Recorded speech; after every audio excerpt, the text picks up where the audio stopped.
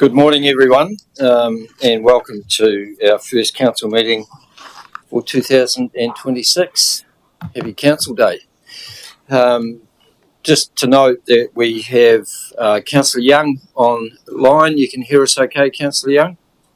Thank you. You can. And that Councillor Mitchell Kutab will be an apology for lateness, but there's no other apologies. We only have one member of the public that wishes to speak to us. Oh, Karakia. My apologies. See how you get out of practice. So, can we commence our meeting with our normal Karakia, please? Whakataho, kia uru, whakataho, ki te tonga, kia mā, kina, kia mā, ki tā, e a, te asa, e tio, e huka, Tihei, Mōuriura. Thank you. All right. So, Viv, welcome to the table. And just while Viv's coming, you'll notice that there's a photographer in the chambers who I've given permission to take some photos for a, I don't know, what would you call it, Charles?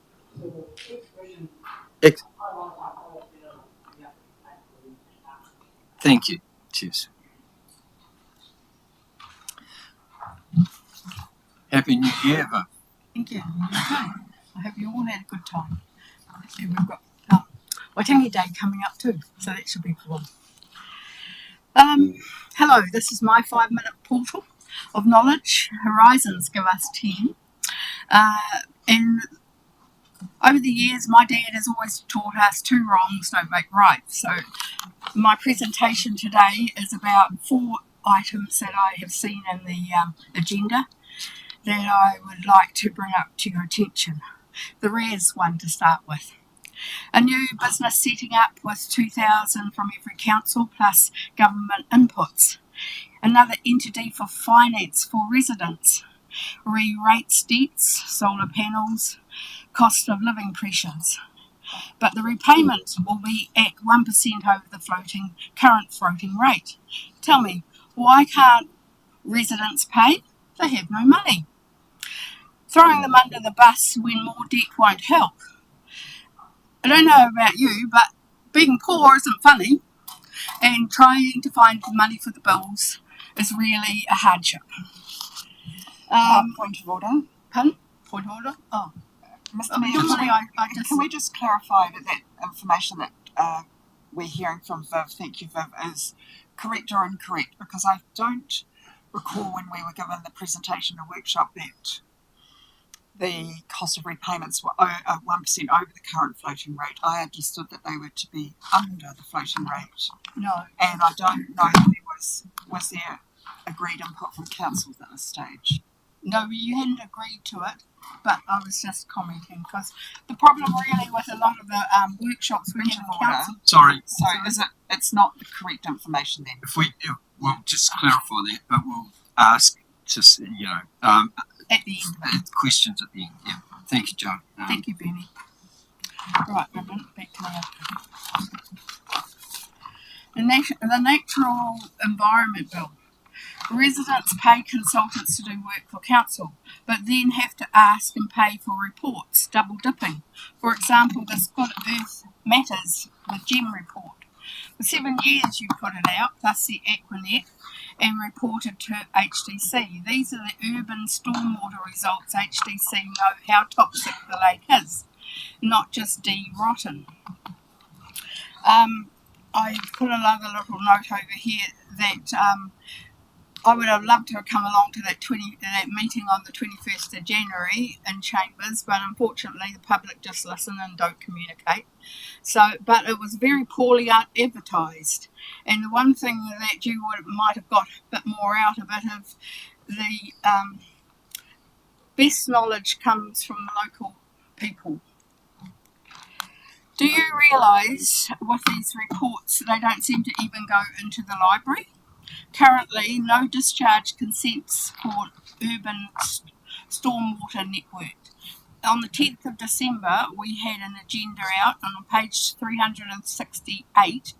It made a joke that there was no conviction notices, no abatement notices, no what's-name notices, no anything for the urban spawn. So I thought that was a bit sad that you made a joke of it, because you haven't even got a consent for it.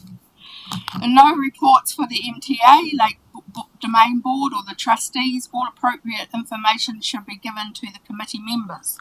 I can tell you for now, Charles has never even seen one of these GEM reports. And he's on the Lake Domain Board. Number 3, no huge Moapoka development part has been passed or even cited by the Lake Domain Board trustees. This Lake Puha destination, I cited it in here one time and I haven't ever seen it anywhere else. Why has HDC not identified the great horticultural land and earmarked it for the future? No real community input there. We have never seen the outcome to the submissions yet. And I'm jumping over the gun a bit on a piece of paper, but never mind. No coastal consents, no stream or stormwater consents. Pollution is running into the sea. And the last item I wanted to bring up was the fact that on number 4 was on the other page of this is the a copy of standing orders. Now, in the words of Mrs. Christina Payton, if it's in standing orders, it must be done. Legal advice tells the public from Grayson that no new standing orders will not be in place till April. Yes, because it's a legislative requirement with the new rules coming through. Any questions? Have I got it all wrong? So I've just looked at the report around the what the Ratepayers Assistance Scheme provides. Yes. And it expects to be able to provide financing at interest rates below all mortgage rates, including special rates, and 2% plus below equivalent bank floating rates. Well, Does not mention anything around 1% over the floating rate. So just for accuracy, Viv, just remind you that this is a public meeting. If you make statements in here, they will be challenged if they're not accurate. well, you don't get a chance to challenge them otherwise. Pardon? When we sit in these workshops, we don't get a chance to challenge. No, do but we? you can certainly ask questions through different means and forums. And I think actually in the agenda there is a little bit of a breakdown for it too, isn't it, Monique? The agenda for today's meeting, wasn't there a breakdown of the RES meeting?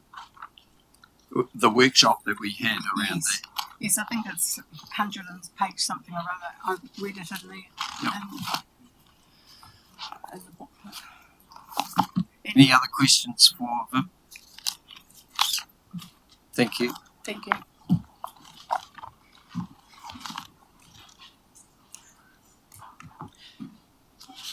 So, moving on to our first report, which is the firefighting water supply capital investment report on page 9. I'm out of practice. There are no late items, as far as I'm aware. Any declarations of interest? Councillor Robson. Yep, just in the public excluded item C1, I'm just removing myself from that because I'm friends with one of the people that occupy one of those properties. Thank you. So noted. Councillor Jennings. Yeah, Mr. Mayor, you and I are both referenced under item 6.5 in terms of the shareholders' appointment to the shareholders' committee. I'm not declaring a conflict there, but I won't be voting on that particular resolution, but I'm keen to discuss and be involved in the rest of that. Thank you. So noted. Should I see your... I'd just like to declare my conflict of interest on C1 in the public excluded live in town centre. Thank you. So noted. All right. Then thank you for that. Then we have confirmation of the minutes from the council meeting of 10th of December. and the public excluded meeting minutes of the 10th of December. I'll move that these be accepted as a true and correct record. Thank you, Councillor Jennings. All those in favour? Against? Carried. All right. Take a breath and let's move on to 6.1. Sorry, Blair.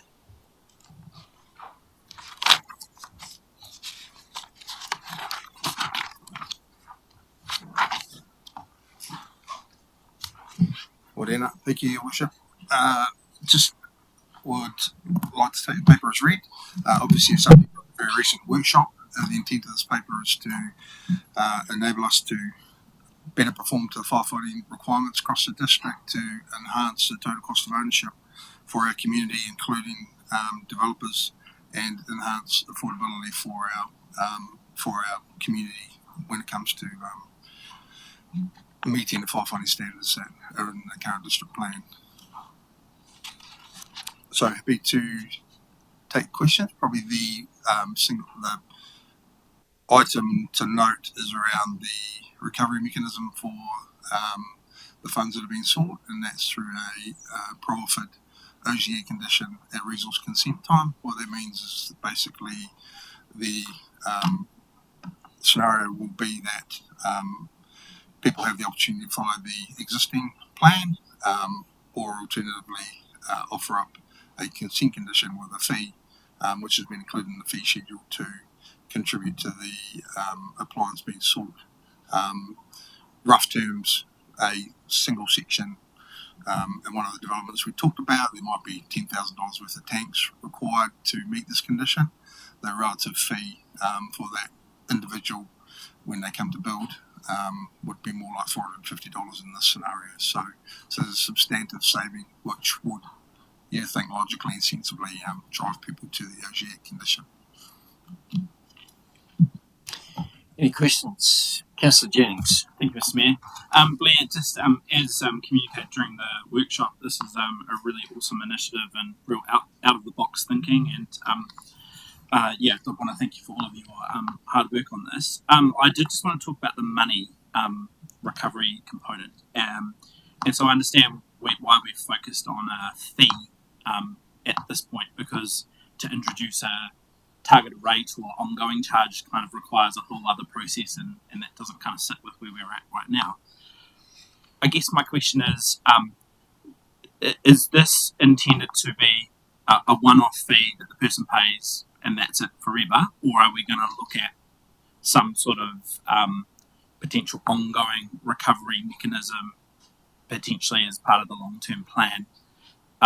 Because obviously this asset will depreciate and will need to be replaced at some point, and I think the report talks about one round of replacement, so I'm not quite sure exactly of the life cycle of the asset. But can you just talk to that, like what we're thinking in terms of the long-term recovery and replacement? Through your worship, yes, the math in essence has been worked out based on our across that period of renewal that we talked to, and it's based around the expected growth that we also have in the plan, and then the weighted percentage that's expected to potentially apply in this case around rural and semi-rural properties. So that's how the maths is derived. The mechanism in play at the moment is for the reason that you highlight, that an alternate process is difficult, but this certainly doesn't preclude the option to move to that in future LTP cycle, as you highlight. So that opportunity exists, but it has been set with the intent that it's recovered through the mechanism, obviously with some assumptions, because we're anticipating what's going to look like future.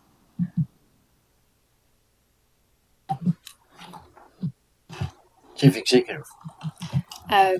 Through your worship, and further to that, just to emphasise that this will become a term that we'll need to negotiate with Central Districts Water, because while council could consider it as part of the 2027 long-term plan, and that's an option available to council, what would more be likely is that the debt and the mechanism to recover the debt would be transferred to Central Districts Water for them to be responsible for.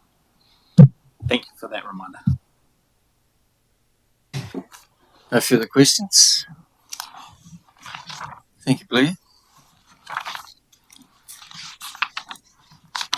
All right, so the recommendations are A, that Council approves the inclusion of $230,000 in the debt-funded operational expenditure budget for the acquisition of a hose layer appliance built to Fire and Emergency New Zealand specifications and approves the gifting of the appliance to FENZ. And I think we might just deal with that recommendation moved by Councillor Jennings, seconded by Councillor Olsen. Thank you. Any discussion or debate on that? Councillor Jennings. Yeah, can I just speak to it very, very briefly, Mr. Mayor?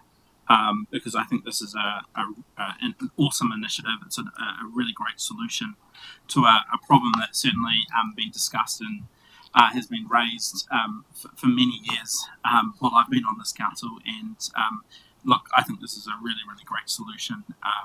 It is, as I understand it, sort of a first of its type across the country, and I really do think it is a really sensible solution that's going to save people in our district and people coming to our district thousands and thousands and thousands of dollars.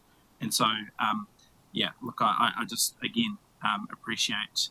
I want to express my appreciation to the team and Blair for coming up with this. Yeah, look, I suspect that we will see many other councils around the country follow this initiative, because it really does just, it focuses on the problem and comes up with a great solution. So, yeah, I just want to reiterate my support for this. Councillor Olsen. Yeah, just quickly for me, I guess for me, it's probably similar to Sam's comments here, but from a practical aspect, I guess when we looked at that Waitaruri map, and you sort of see that the cost associated with each section, not only are the tanks sort of not in the desired place to actually get access to, but also the actual personal cost to implement such things because of the need for it. So for me, this is a practical application and something that I think we'll see as rolled out. Will be savings personally, but also very beneficial to the wider community. Councillor Mason. And again, I just want to echo those words of thanks to officers who've come up with an innovation that has been problematic, and I can think going back into previous trienniums and the potential costs of infrastructure to deal with this that is specific to individual developers and commercial operators. I wouldn't like, however, for it to make people think they don't need to have water tanks for personal storage and things like that, that it's not an and/or, that there is still the need for us to be mindful of water use. But this is about a really important focus on firefighting and the trauma that firefighting includes. So thank you. A number 8 wire solution that is fantastic. Happy with it. All right, so put the recommendations. All those in favour? Against? Carried. Thank you. So we now move to recommendations B, C, D and E. The Council acknowledges that the proposed fee is optional and would be provided as an opt-in OSIA condition proffered by the applicant, whereby the applicant would have the option to select the status quo or the FENZ-supported alternate solution at resource consent. C, that Council endorses for inclusion in fees and charges 2026-27 and FFWS fee, C1 rural residential 250 to 450 for UOD for property requiring. We use acronyms, don't we? And C2 commercial industrial special assessment based on square metres of building footprint requiring FFWS assessment. D, the Council notes this initiative, the provision of aligned guidance and in conjunction with subdivision-led design of water storage represents a forward-thinking infrastructure investment for the Horowhenua district. And E, the Council notes this initiative aligns FENZ operational capability with community growth and resilience, supports developer engagement and ensures firefighting readiness in compliance with national standards. Adoption of the strategic initiative not only enhances emergency response but also fosters sustainable development practices across the district. Can I have a mover and a second? A mover, Councillor Jennings, seconded Councillor Mason. I'll put those recommendations. All those in favour? Against? Carried. Thank you. And well done, Blair. All right, moving to 6.2 on page 19, the endorsement of our annual plan, 2026-27 budget and draft fees and charges schedule for 2026-27. Welcome, Caro.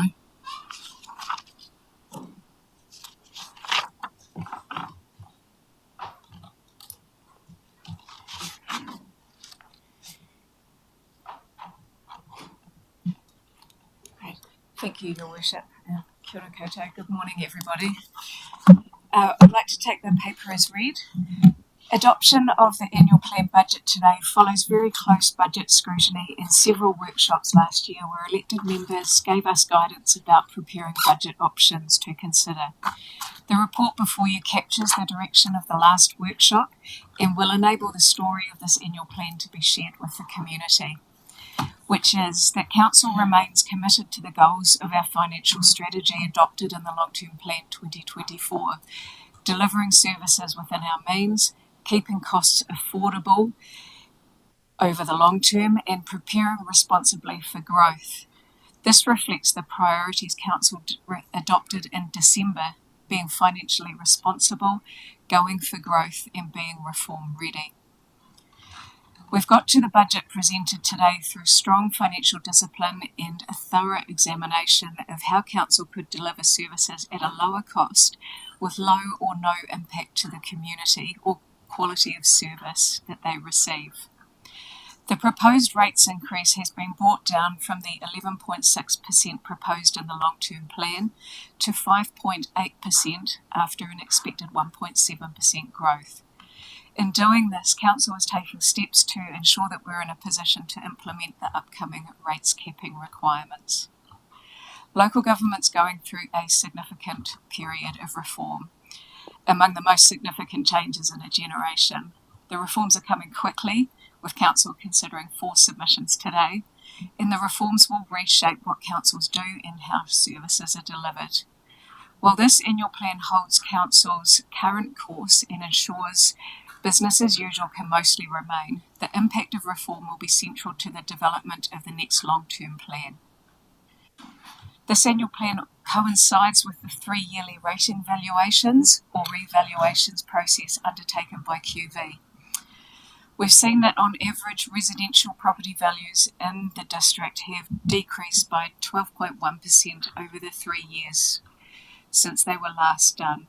This pulls back from the peaks seen at this time, and there's detail in attachment 1 about impacts on rating types. As mentioned, because this annual plan does hold Council's current course, not introducing any significant or material changes from the long-term plan, we're not consulting on it this year. We will consult on the resource management fees as legally required, and consultation will run from the 16th of February to the 16th of March. In doing that, it also provides time and space for the deeper conversation needed with the community for the long-term plan to consider the implications of the reforms on what Council delivers and how local government is shaped. By approving the draft budget and proposed fees and charges today, this keeps Council on track for adopting the annual plan and fees and charges on the 27th of May and then setting the rates on the 24th of June. So it's been a team effort getting to today, and the team and I are happy to take any questions. Thank you. Any questions for Karen?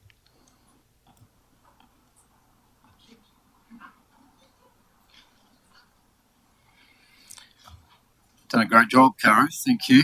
Appreciate that. I just want to acknowledge the work that we've all done, but mainly by you and the team to get us to the stage reasonably comfortably and smoothly.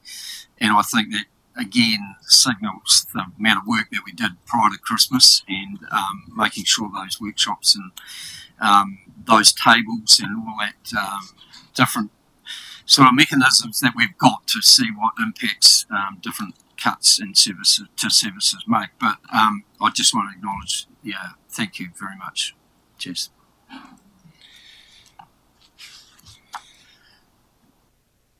All right. So I'm happy to move A, that Council endorse the proposed average rates increase package after accounting for 1.7% growth of 5.8% for the 2026-27 year, as outlined in paragraph 28 of this report, noting the information received during the Council workshops held in November and December 2025. Do I have a seconder for that, please? Councillor Grimstone, thank you. Anyone wish to speak to that? Councillor Jennings. Yeah, thank you, Mr. Mayor. I think it's just important to flag that through the process of coming to this number and this proposal, Council consider a range of different packages of cost savings, cuts, changes to levels of service. And so some of those were really drastic, some of them were not so drastic. And I think where Council has landed reflects that even some of the cost savings and other cuts that were on the table would have required an annual plan consultation process, and with that comes a price tag of about $500,000. For even more drastic levels of service changes or other cuts, that would have required a long-term plan amendment process, which has a price tag of $1 million. So I guess it's important that the community understands that in weighing up what we're trying to do here and what we've decided not to do at this point is also taking into account kind of that cost and the savings of undertaking those processes. And so I think we kind of have, and some people will inevitably say that this is still too high, but I think this is a sweet spot for us right now, and reflects, I guess, still some very careful and some challenging decisions, but it also acknowledges that if we'd gone further or deeper, that there would have been significant costs that would have been incurred, and so some of those savings would have been eroded by the costs of those processes that inevitably need to follow. And so our real focus, essentially what we're saying here, is the real focus is on the long-term plan, which is next year, and there'll be significant opportunity to be really clear about and present the community with options around what they want their council to look like, what services they want council to provide. There's obviously the transfer of water to the new water services entity, and so there is a massive amount of change coming, and next year is really the opportunity to examine what we do, how we do it, and the overall reset in terms of where we sit in terms of that rates level. So with that, I'll be supporting the motion. Any further? Councillor Grimstone. Yeah, thank you, Councillor Jennings. Sweet spot. And when you think about a sweet spot, that is enabling what matters. So when we think about our new 3 council priorities, this decision fits like being in the middle of those. It's demonstrating the position we're in to display financial discipline. It's also positioning us for the future fit HDC, future fit ready for whatever the government legislation wants to throw at us, and we're doing so in such a way that it's not compromising our other priority of going for growth. So great work to the team to get us land on a significantly reduced rate cost increase for our ratepayers. Can I just endorse those remarks both by Councillor Jennings and Councillor Grimstone? The fact that we are projecting a rates increase of half what we had in our annual long-term plan, I think is pretty significant. That we've taken notice of the direction of travel that the country has gone, but also what our community is feeling in terms of affordability. What I am very satisfied with is the fact that we are keeping to our plan. We are ensuring that in a year or two we're going to have a balanced budget, and we're not shying away from continuing to do that. And it's been mentioned the importance of a long-term plan, and I think that is very significant. by then, hopefully, we will be in a much better position to understand the future of local government and where it's going, after all the reforms that are sitting in front of us as well, so that are being directed to us by the government. So, collectively, I think this is, as Councillor Jennings said, a good sweet spot. So I'll put that recommendation. All those in favour? Against? Carried. Thank you. So now recommendations B, C and D. The Council notes it will not be undertaking consultation with the community on the annual plan, but that appropriate communication will take place with ratepayers on rationale and approach. C, that Council endorsed the proposed fees and charges 26-27 as included in attachment 2, noting the information received during the Council workshops held in November and December 2025. And D, that Council consult on the resource management fees and charges as required under the Resource Management Act 1991. Moved by Councillor Hori Te Pā, seconded by Councillor Fox. All those in favour? Against? Carried. Thank you.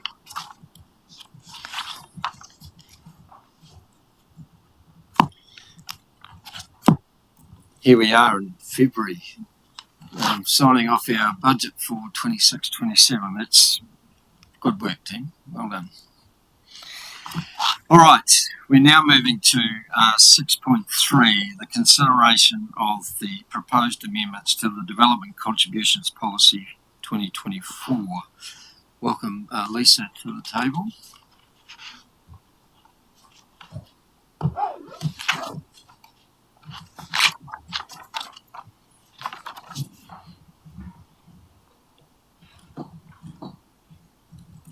Welcome, Lisa.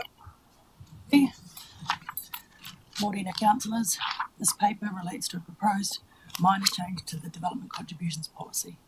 This is an administrative change rather than a substantive change to the policy, solely relating to the retention of the current approach to development contributions with regards to non-consented small standalone dwellings in the policy. The changes will reflect the new legislation which came into effect on the 15th of January this year. The question being asked today is whether to update the policy to reflect the current legislation or whether to retain the current wording and rely on transitional powers under the Local Government Act to continue to take contributions for non-consented small standalone dwellings. This was workshopped in December and is reflected in the report. I will take the report as being read. Happy to answer any questions. Any questions for Lisa? Councillor Mason. Thank you, Mayor Burney, and it is a question for a point really of clarity, and that's the word I want to use, that the recommendation that we update the policy is just to clarify that we can continue to do business as usual and that our targets for, I think, reasonable collection of development fees on new buildings is able to be maintained. Am I correct in my understanding? Yes, we would be covered either way, either through the transitional powers or an update to the policy, but an update to the policy would be more transparent for our development community and our residents. That's essentially the difference, is whether the policy reflects the most up-to-date legislation or whether we just rely on transitional powers, which could be confusing. Councillor Barker. Just for simple clarity, this amendment would mean that small unconsented dwellings will be subject to paying development contributions. Yes? Yes, as they are currently.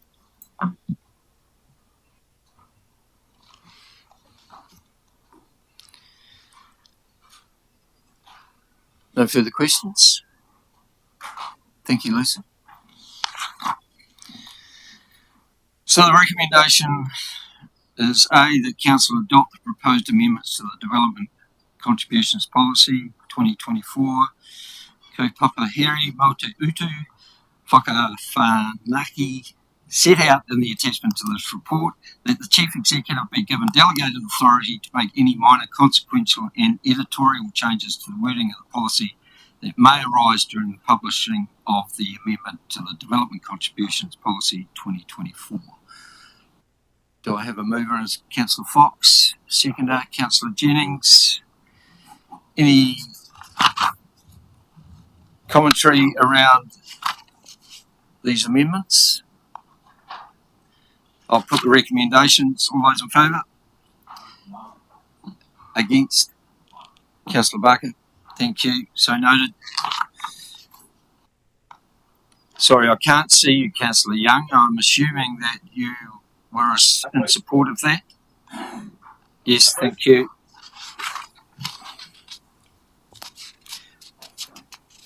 Carried. Thank you. Right, moving on to 6.4, the Ratepayer Assistance Scheme, and Jacinta is coming to the table.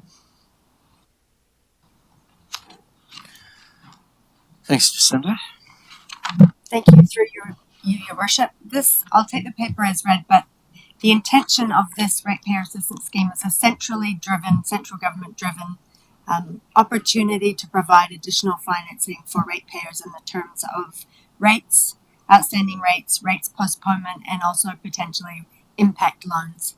The intention of this paper is for this council to approve whether or not they provide support for the introduction and the setup of this scheme.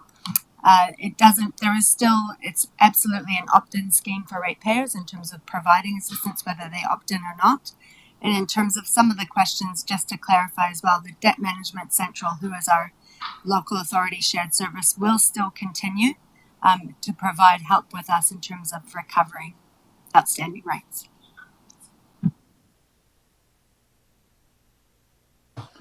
Any questions for Councillor Jennings? Thank you, Mr.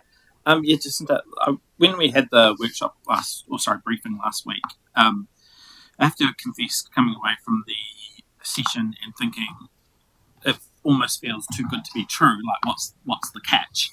And so, is it fair to say that the resolution we're proposing to make today doesn't necessarily commit us to being in on this, because there's still a discussion around the equity component and what the quantum of that is? And can you just speak to that? Through your worship. So there's a couple of things, as they mentioned in the workshop, Hugo did, is that there's sort of two parts to it. So for the council, for this council, it was more seeking support for the introduction of it. There was a question though around, there are some councils which are equity investors in it, so they have gone to their individual councils and sought some funding, upwards of a few $100,000, towards the setup of this entity to be able to provide support. They did mention in there, and it's within the paper, that this council currently, we're not seeking approval for any funding or an equity investment in this. It's more of a support towards the setup of it. And so just so I'm really clear on it. So at the moment, the resolution today is not binding or committing us to anything. But there could be a decision point in future around an equity component, but that's not a requirement, nor is it on the table at this point. Through your worship, that's absolutely correct. In terms of that conversation, some councils, for example, Palmerston North, made a decision to enter into it. For this council, from a financial strategy perspective and from a borrowings perspective, we know we're challenged in that area, and so at this stage, there isn't a recommendation or we're asking this council to join from an equity perspective. But yes, in the future, if this table decided to, it could potentially make that decision. Can I have one more final question? Yeah. And so it started with my first question around, this is almost too good to be true, and I didn't mean to be disparaging, but it's like, is there a downside? Is there any advice that we need to be aware of in terms of, are there any things that we should be cautious about, or is there any potential disadvantages or challenges that, because based on what I've read and what I understood, this is of benefit to council. But as I say, it's I kind of take the view, why hasn't this been done before? You know what I mean? Like it's so good and it helps council so much. Yeah. Through your worship, it is a benefit to council. One of the key benefits for the council is when someone is having a difficulty paying, as was mentioned in some of the questions earlier, the entity is intending to provide financing at a lower rate than people are able to go to the bank with. At this stage, when somebody is having a hard time paying, from a council perspective, DMC or Debt Management Central help us to collect that debt. We pay a 10% commission on that to be able to get assistance from them to be able to collect that debt or help us to collect that debt. We have sort of half a resource here that helps us to collect anything that's outstanding. So from a resourcing perspective, we need Debt Management Central and their support to be able to collect everything that we are. And you'll see in the OPR report today, we're still challenged with the cost of living crisis and with financial challenges that people are facing. It's hard for people, and so the level of our outstanding debt has grown. You mentioned around, are there any challenges? I guess from our side, there's some things we need to balance. People absolutely have the choice to go and join the Ratepayer Assistance Scheme. That's not something that's dictated to by council. If they join the Ratepayer Assistance Scheme, then the council receives that payment upfront for anything that's outstanding, and then that requirement to collect that debt over time and that risk around it, or the cash flow risk, sits with the new entity. One thing we need to balance is Debt Management Central is a local authority shared service, and so that operates at a cost recovery basis for the councils that are part of it and for the shareholders.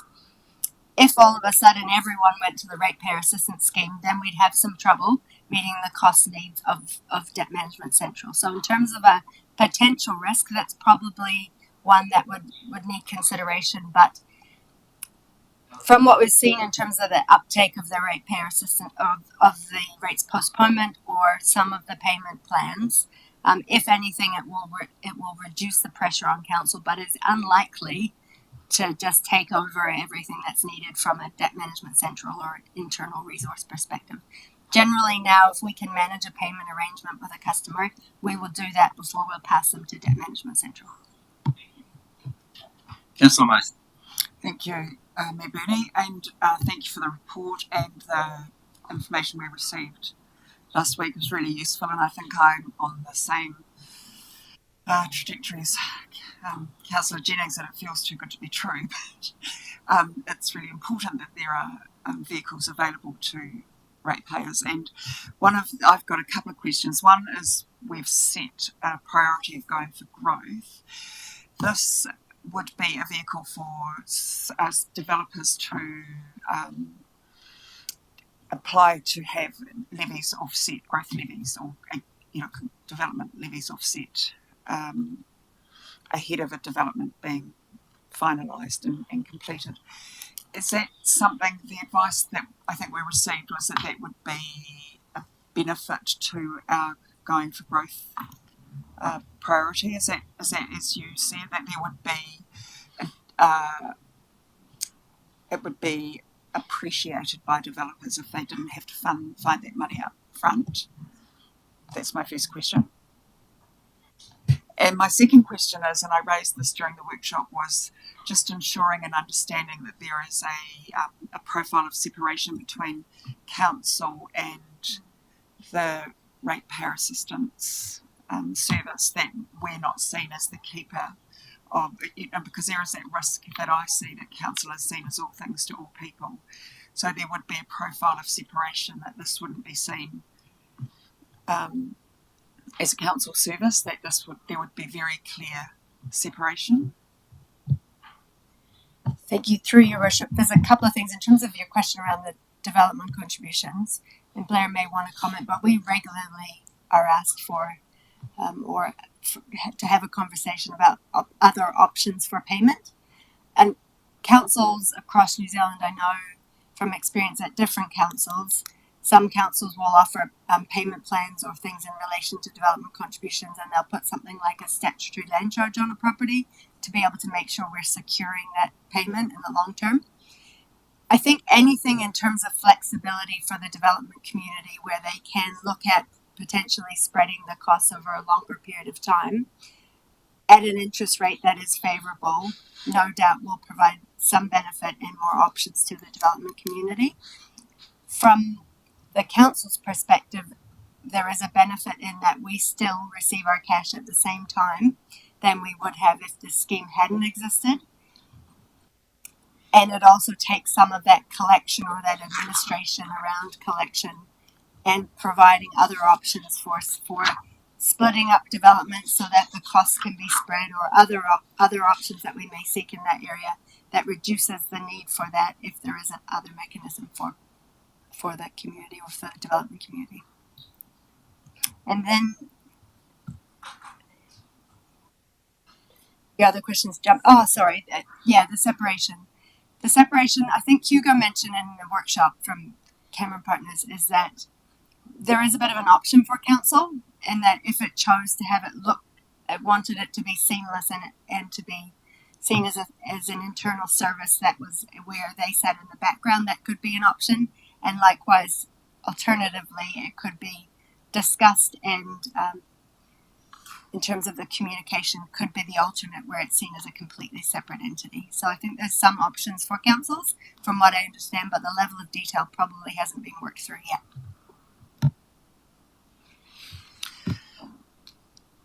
Jacinda, just making sure too that it wouldn't impact anybody that got a rates rebate as well as maybe postponing rates. Does that sort of, they can still do both?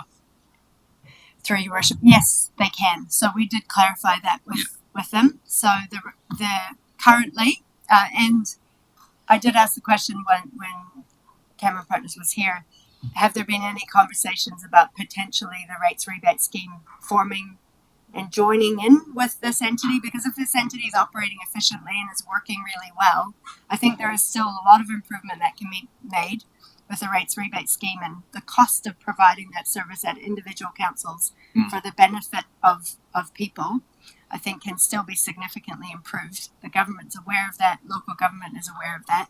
And so if there are opportunities to streamline that process together, that may be looked at, but absolutely there's no intention, and I did ask that question as well, to reduce the rate, any benefit that people receive from rates rebates if they also receive a rates postponement. Okay, cool. Thank you.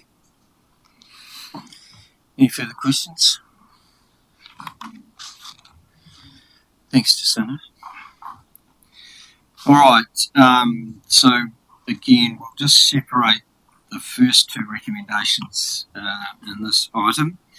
So A, that Council receive the Ratepayer Assistance Scheme report, and B, that Council approves in principle support for the establishment of the Ratepayers Assistance Scheme, subject to commitment from other key stakeholders, central government, local government funding agency and other local authorities, acceptable final development and due diligence. Moved by Councillor Fox, seconded by Deputy Mayor Allen. Any further debate or discussion on the matter? Councillor Barker. Are we doing A and B? Yes. Oh, okay. In that case, yeah, I have something to say about that. It's kind of hard to find a downside to this, and in some ways it's like suddenly we've crossed this line where we're finally admitting, how broken the local council funding model is when we're offering finance for rates, in any way, shape or form from basically not a council lender. But, there is a whole lot of positives for the ratepayers in it. But for me, I'm going to go with my conscience on this one. And being complicit in basically selling debt to our ratepayers is not something I can find any comfort with. So I won't be supporting it. Councillor Fox. I am supporting this because I believe the first point in our briefing was the Minister requested they come to us to show that there was wider support for them, the central government, to back this. And I think anything that gives our ratepayers options that's not costing us has got to be a good thing going forward to carry on investing in, investigating in.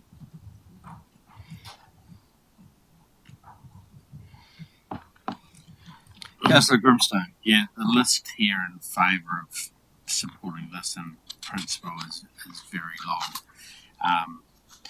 Ultimately, it provides access to low-cost funding to ratepayers in such a way that it doesn't matter how poor you are or how rich you are, they measure it on equity.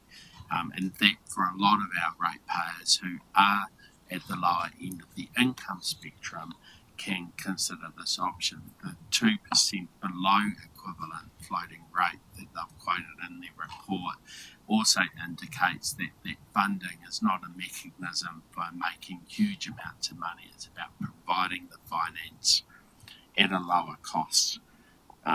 For our climate heroes, this gives the ability for ratepayers to contribute to the environmental outcomes one property at a time through again another low cost area. For council, it shifts some of the burden that already exists or sits on us with some of the programs we already support, but removes the cost to other ratepayers. So all in all, I'm well and truly in support of showing our in-support principle for this initiative.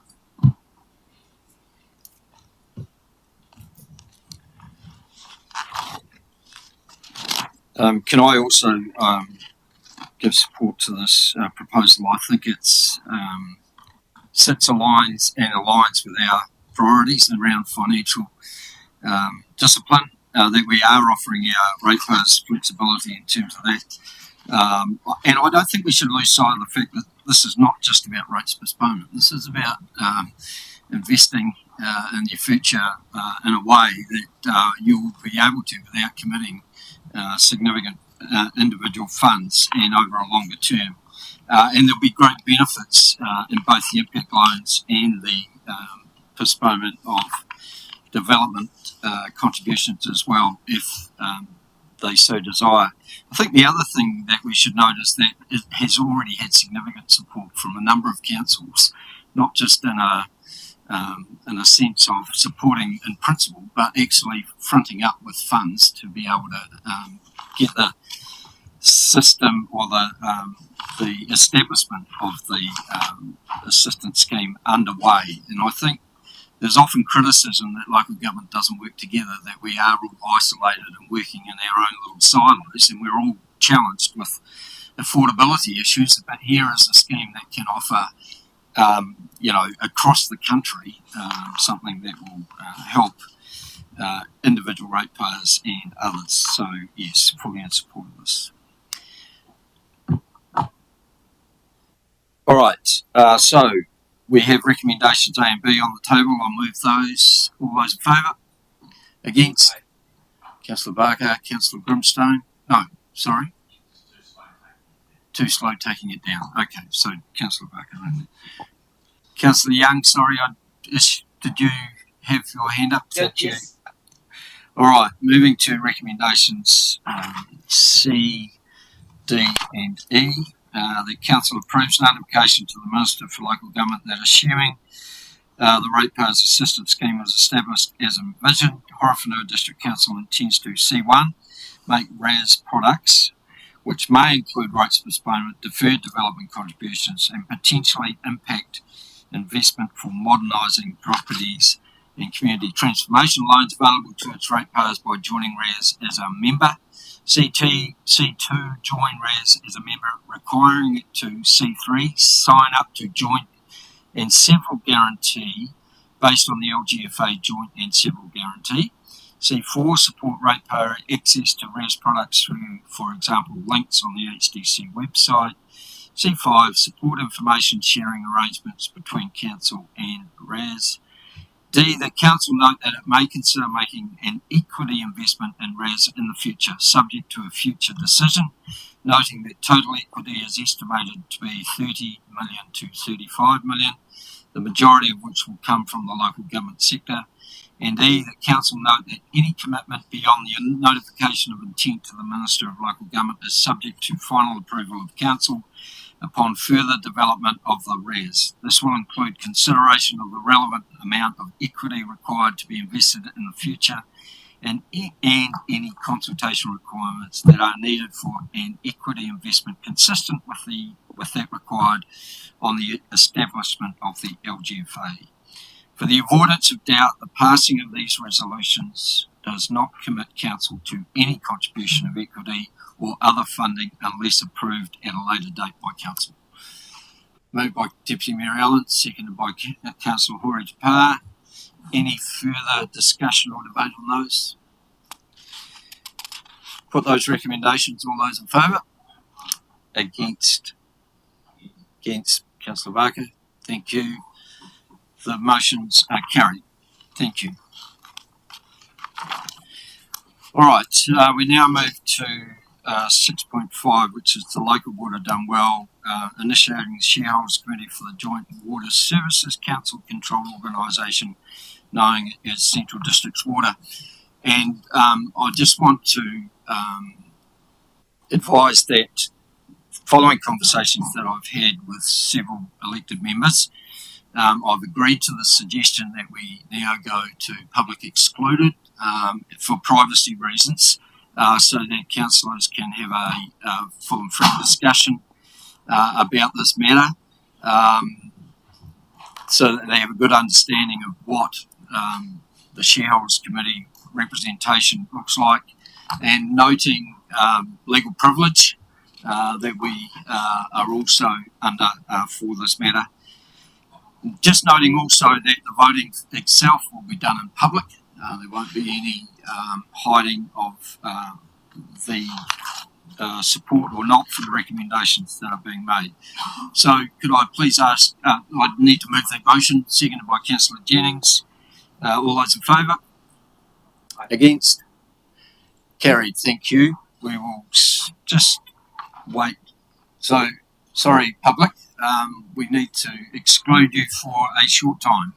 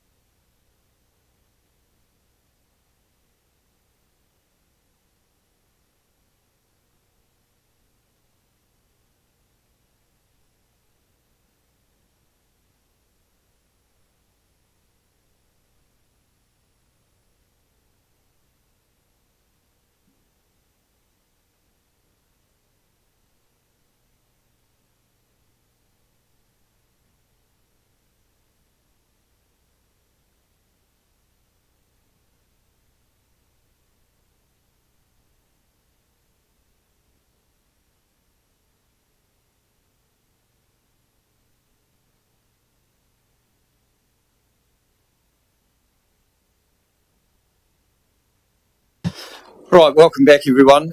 Apologies for that time frame, but useful for council to be able to have a free and frank discussion around things. And look, just following advice that we have only just received from our legal people, we need to take some time to ensure that we'll understand the legal requirements that we may have, how that might apply to this situation, and to give the Chief Executive time to frame up whatever some resolutions that might be required so that Council is keeping up with its legal requirements. So we are going to leave that matter on the table for now. We're going to continue with the agenda for another half an hour or so, and we'll break for lunch about 12:15. So we're going to now move to 6.6, and which is the Planning Bill and Natural Environmental Bill submission. And welcome Lauren to the table. Thank you, Lauren.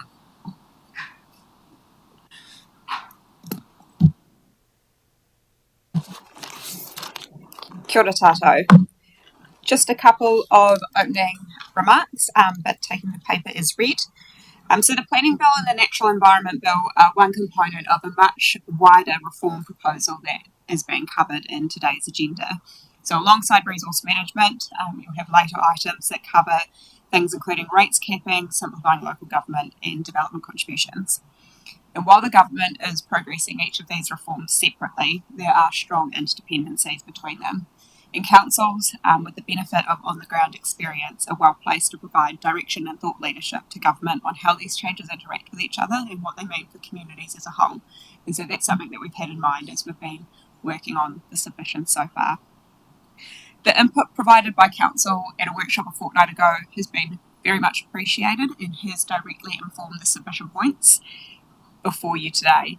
Subject to council approval on those points, these will be developed into a full submission and circulated in draft form later next week, in line with council's policy on its approach to external consultations. The consultation timeframe has been really tight, with it opening only just before Christmas and closing on the 13th of February, so I do appreciate elected members' agility in working through the process and ensuring that Horowhenua voice is heard on this important kaupapa. Finally, a brief update on the regional submission that I mentioned at the workshop a fortnight ago. Regional collaboration is a key feature of the proposed resource management system, and in the spirit of this, planners across the region have been working to prepare a draft regional submission to sit alongside the individual submissions that councils have been working on, focusing just on the shared issues that we have in common. This draft has just come out and is currently undergoing an officer review across the different councils, but appears to be aligned with the direction provided by council. Once that officer review is complete, the submission will be circulated to all of the councils for comment, and should council wish to support it, one option would be for the mayor to sign on behalf of council, which is consistent with the approach that other councils in the region are taking, so something for the table to consider today. That's all from me, but happy to take any questions on the content of the paper or the submission points as they're currently drafted. Thanks, Lauren. Any questions?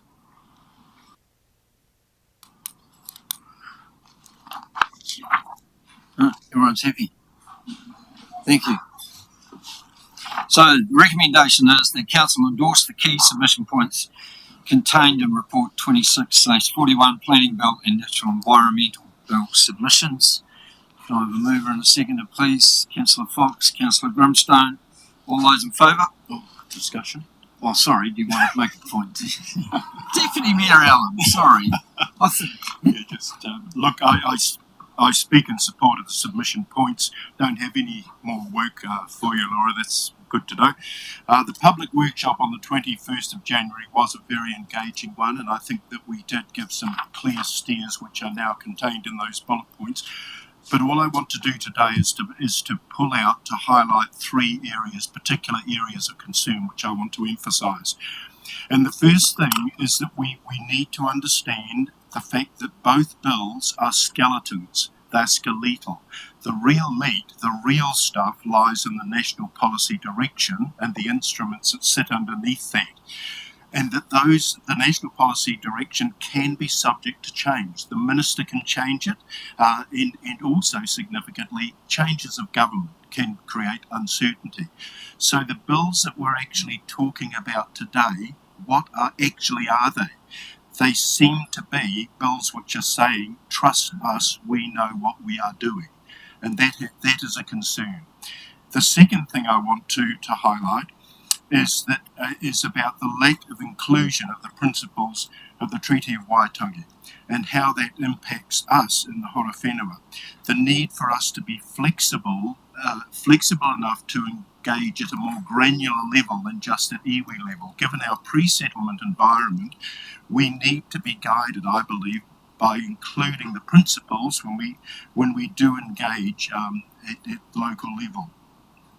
And the third and final thing, Mr. Mayor, that does genuinely confuse me, and it is in the submission, is that neither bill requires the sustainable management of land and resources in terms of neither of them contains a guarantee to protect the future generations under those bills. The emphasis to private property rights sits above that. And don't get me wrong, I think in the past the weight has not been given sufficiently to private property rights. There's been some very weird outcomes where people can influence what lies within the backyards of people. I understand why the shift is there to private property rights, but it seems to me that when you have those labels, the Planning Bill and the National Environment Bill, implicit in those words is about looking to the future and protecting the future generations and looking after their rights also, as well as the private property rights of the people of today. So those are my reservations. They're contained in the submission, but I really wanted to highlight them as areas of concern for me. Thank you, Deputy Mayor. I'm sorry I didn't give you the opportunity to speak for those. Look, and I'm sure Lauren has taken note of those comments, but and as you say, they are mentioned in the submission. It's probably just the weight that we give them. Is that what you see? So probably what I'm then seeking from the rest of the table is people have a general agreement in terms of what the Deputy Mayor has suggested, or is there thinking that the submission is giving enough weight to them at the moment? I'm absolutely in agreement. I totally support David what you said, and agree wholeheartedly. And having that little bit more influence and strength and weight behind those particular concerns for our region, which is made up of very many different cultures, would be very important. So yeah, totally support. I don't want to turn this into a debate or something. I'm just looking to give Lauren some more direction in terms of what she might be doing, so that when the submission does arrive, that we're not debating again what is included or not. So can I? Sorry, Mr. I thought the direction at the workshop was, I won't say clear, but that the appetite of the table to get into substantive policy issues was not there. It was more about what is the impact or consequence of uncertainty or gaps. So I'd want more information about what Deputy Mayor Allen is looking to say beyond those headlines that he has articulated. And look, my apologies for any confusion created. I totally agree with the submission. The points are well noted. There is a key difference between workshop engagement and a meeting of council where we formally endorse a submission. So what I was seeking today, and I'll be doing it with some of the subsequent agenda items, is to be saying at the decision-making forum, which is this meeting, about what I really value in our submissions, those things I do and don't agree with, because that's about public accountability when we move to the stage we're at today of making a decision.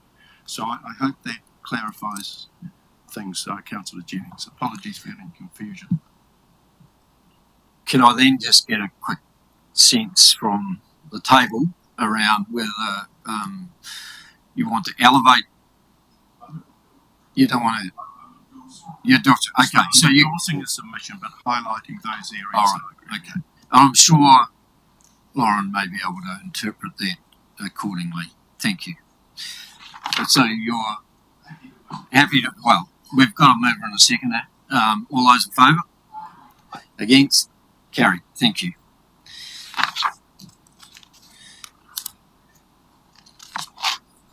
All right. So we're now moving to 6.7, which is the rates capping submission. And Caro is coming to the table. Thank you. Just noting, councillors, that this submission is due today. Hopefully by now you will have signalled any changes that you might have wished to have made already in the pre-reading. Thanks, Caro. Thank you, Your Worship. And I'll take the paper in draft submission as read. The proposed rates keeping model is another piece of the current wave of central government reform. Feedback is being sought on. We have been mindful of considering them all as a package to understand their combined impacts for Council and Horowhenua. I'd like to thank Council for the discussion and direction at the previous Council workshop. I appreciate your feedback in such a short time, as well as the material was released just before Christmas. Thank you for your input, and it has been included in the draft. As Mebuni said, the submission's due today, so if it is approved by Council and any amendments that may be agreed, we'll ensure that that submission is lodged today. I'm happy to answer any questions.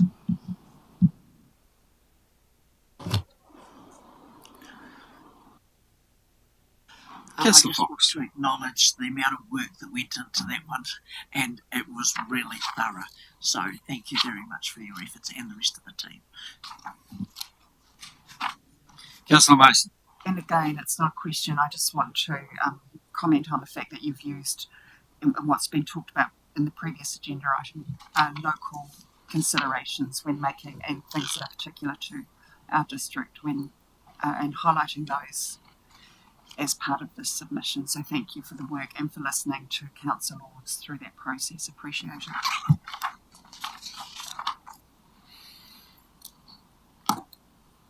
Okay, so the recommendation is A, that Council approves the draft submission in attachment 1, and B, that Council give the Chief Executive delegated authority to make editorial changes that arise as part of the publication process and insert any amendments agreed by Council to the submission before it is lodged. Moved by Councillor Hori to pass, seconded by Councillor Fox. Any further discussion or debate? Deputy Mayor Allen. Please indulge me. And again, and I did speak to this at the workshop, but it's important in the decision-making forum that I make my views clear on it. Mr. Mayor, in the forlorn hope that this motion fails to be passed, I wish to foreshadow that I would then move that the Horowhenua District Council reject this bill in its entirety. And I do so because I think it is one of the most appalling pieces of legislation in the last decade plus of local government. When you consider that terms, and I'm sorry to be repeating the points I made at the workshop, but when you consider those two words, local and government, this bill attacks both of those words and what those words mean. Local is about understanding that local people are best placed to define the problem and the solutions. And I clearly remember the current Prime Minister saying how much he valued localism in the lead up to the last election. This completely undercuts that. Government is about us being elected by the public to make decisions for the locals and to be accountable back to them. What we have here, however, is central government completely overriding it in terms of their 2 to 4% rating cap. And what that does, what that takes away from local decision making, the reality of that, let it sink in, what the reality of that can mean to us being able to engage with our public and be accountable to them when those purse strings are so tight. It's also flawed in this, it's tied to the CPI. the relevance of a CPI to the real cost of local government, there's a mismatch. The costs that drive local government are different from the CPI, the much broader span contained in the CPI message. Also, they talk about allowing a transition period from 2026 to 2029 so we can get used to it. But underneath that sits the statement that we must consider that target during that transition period, and that the DIA will provide what they call guidance and monitoring during that period. So that's sort of like saying you can in the meantime get used to it and make your own decisions, but we will be watching. We will be watching. And the last thing I want to make, Mr. Mayor, is around the business. One of the consequences of this inevitably will be a much stronger movement towards user pays. Inevitably. If we're going to have rates capping, apart from taking on more debt, and we know the debt profile that we sit under at the moment in Horowhenua, it's about creating more and more user pays. And again, don't get me wrong, user pays makes perfect sense under the scope where we measure who benefits and so on. But user pays also undermines that principle of public good, where we as a community, we as a council, believe there are certain things that our community should have access to, regardless of whether or not they have the ability to pay. Those amenities, those facilities that they are entitled to access if we are going to be a true community and a true society. So the risk is, if user pays becomes the default position, as it will increasingly, those activities will only be available to those people who can afford to pay. And that is something that I find really reprehensible. What then of social cohesion? What then of our belief that council must play its part in ensuring that communities are healthy and well connected under that model? So, Mr. Mayor, the reality is that this rates capping is going to create absolute issues for us as a council, where there is a whole series of growth scenarios that we have to meet. All those growth related activities and challenges, the funding of core services that this government wants us to focus on under that restricted model of the 2 to 4%, we're set up to fail. Mr. Mayor, this to me is populism at its worst, and the only place for this bill is a shredder. Councillor Jennings. Thank you, Mr. Mayor. The surprising thing about Deputy Mayor Allen's speech there was he didn't actually say whether he's going to support the motion or not. So,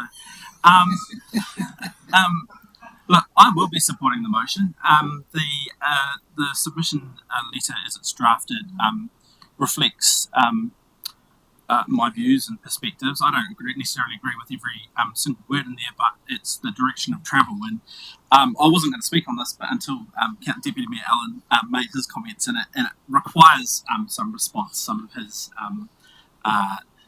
well thought out commentary, but wrong commentary, because he is totally out of sync with the public and public sentiment, totally misaligned with the expectation that that there is a circuit breaker in terms of the perpetual annual rate rises that people are experiencing. And so while I totally support the direction of travel, there are some pieces to this legislation that need further thinking. There needs to be some further refinement. So I'm not saying it's perfect as it is, but to not support the perspective reflected in the letter, and to instead take a position that we should throw this piece of legislation in the bin, the shredder, I think it was, is something that I just simply do not agree with, and I think the majority of of our community would not agree with and would not accept. So I want to thank the team for listening to the various feedback of the majority of councillors at the workshop, and I believe you have captured that very nicely in the letter. Councillor Mason. Look, I am going to support this submission, and I think we've raised such a sad look, Deputy Mayor Allen. I think we've raised important important concerns within the submission, but I just want to flag that we've sat here this morning and adopted an annual plan process that's got us down from 11.6% to 5.8%, with the intent of looking towards some of these threats of legislation that are sitting over us and being reform ready. And I know that those decisions were made, A, with the best interests of the public, and A, with the commentary that we receive from ratepayers about how difficult it is to receive high rates rises from us. So we have already taken a step in the direction of getting our finances in order, and we have been able to do that without imposing further costs of going out for consultation. So I think what this rates capping environment is imposing on us is a chance to have a really good look at ourselves. And I want to also comment that there was some media commentary that said that councils would go for broke and triple their rates rises just to get ahead of the rates capping. We haven't done that. We've been very responsible, and I want that reflected. We have made small percentages in user pays and our fees and charges agenda item that was there today, and we've had no submissions on those. So I think that our process of going for growth and for fiscal responsibility as a council is being reflected, A, in the submission that we're making here, but also in the behaviour that we're showing on the sideline of that with the agenda item of the annual plan. So I'll be supporting the submission. Councillor Mitchell-Kidder. Thank you, Mr. Mayor. I just wanted to say that I agree and support all of our wonderful councillors' points of view, but I also would like to acknowledge Councillor Allen in terms of his understanding of looking ahead to the future and what those considerations might be for our community across the board, and that I taitoko your concept of saying this is where we are at, however this is what we need to look for moving forward, and that's a really positive step for our community to understand that the council has got many different lenses that it's looking through, not just a couple, and that we do keep those, our community, under our consideration and concern. So I do understand where you're coming from, and thank you. Councillor Grimstone. Yeah, look, this is a perfect example of a great idea that legislators go off and deliver something that has very little substance. The fact that reading through our submission, where we've actually addressed and made some very good recommendations to how to make this legislation really practical and workable, is tantamount to elected members and the officers that have had to interpret the direction that we've put. So I support the submission as drafted, with the numerous number of issues that we've identified and advocate to central government to fix this bill, get it right, and deliver what should be a really great outcome for our communities moving forward. Councillor Gray. I'll be supporting this. The general direction of rates capping is good in my opinion, and I support the government on trying to rein things in. In terms of our rural communities, the feedback I've had over the last 12 months is that they would largely support a user pays type scenario, and user pay is the foundation for a capitalist utopia.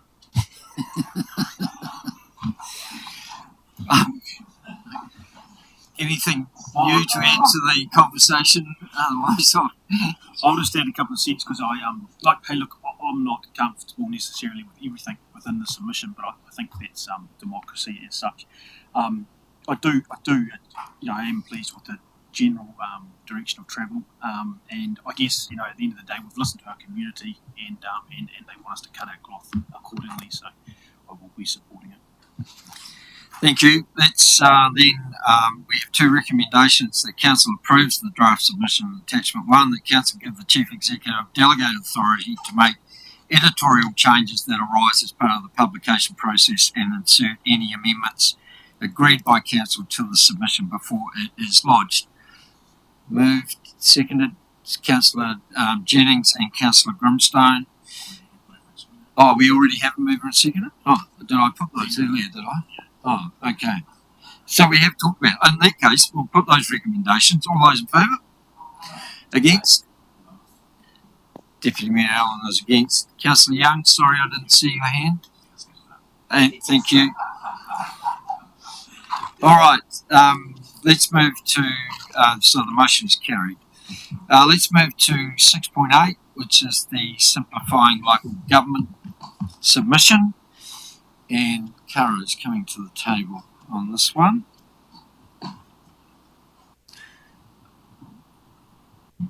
Thank you, Your Worship. I'll take the report as read. The simplifying local government proposal is a further element of the reform wave that Council is currently riding. As with the other submissions before you today, we have looked at this alongside the other proposals to consider the reform package as a whole. Thank you to Council for the feedback and guidance provided at the workshop about proposed submission points. Following Council's discussion and decision today, the full submission will be drafted and circulated to councillors as per Council's policy on approach to external consultations. It will be approved by the Mayor and Chief Executive to meet the 20th of February deadline. I'd be happy to take any questions.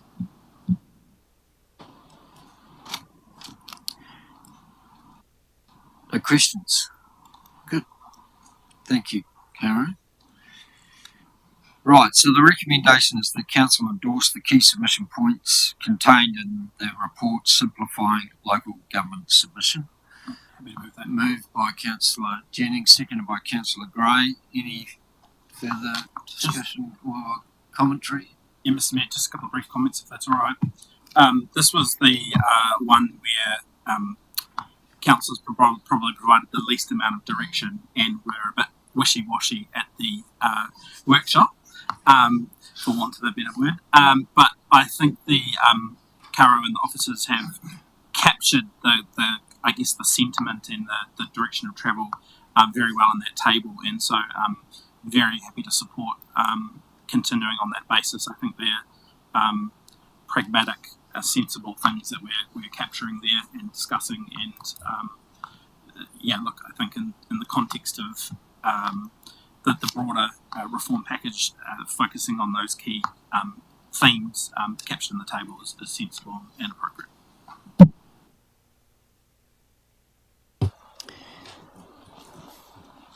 Thank you. So I'll now put the recommendation. All those in favour? Against? Carried. Thank you. And our last submission is the Development Levy and Infrastructure Funding and Financing submission, which Lisa is coming to the table again.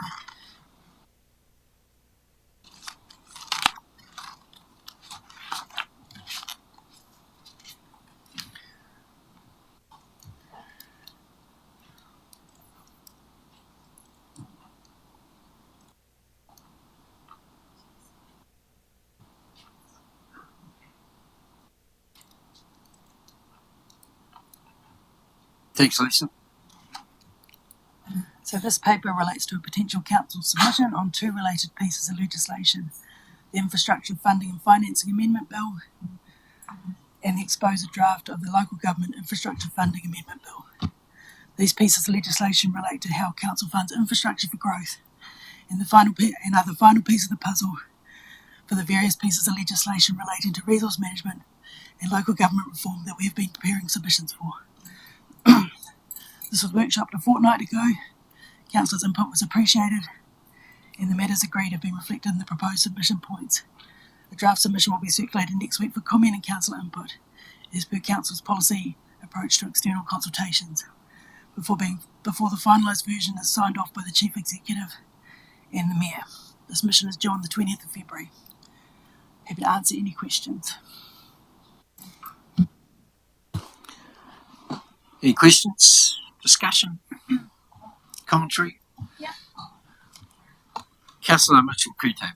Hello, and I just want to thank you, Mr. Mayor, just to say thank you so much for taking into consideration my concerns in terms of our low household in Levin and those small dwellings that they need in their household in the back of their garden. That's really important for me to ensure that we're looking at that under that lens, and really appreciate the fact that you've taken that into account. So thank you very much. Thanks, Lisa. Appreciate that. So the recommendation is that the council endorse the key submission reports contained within report 26/21 development levy and infrastructure funding and financing submission report. Moved by Councillor Jennings, seconded by Councillor Gray. Any further discussion? Put that recommendation. All those in favour?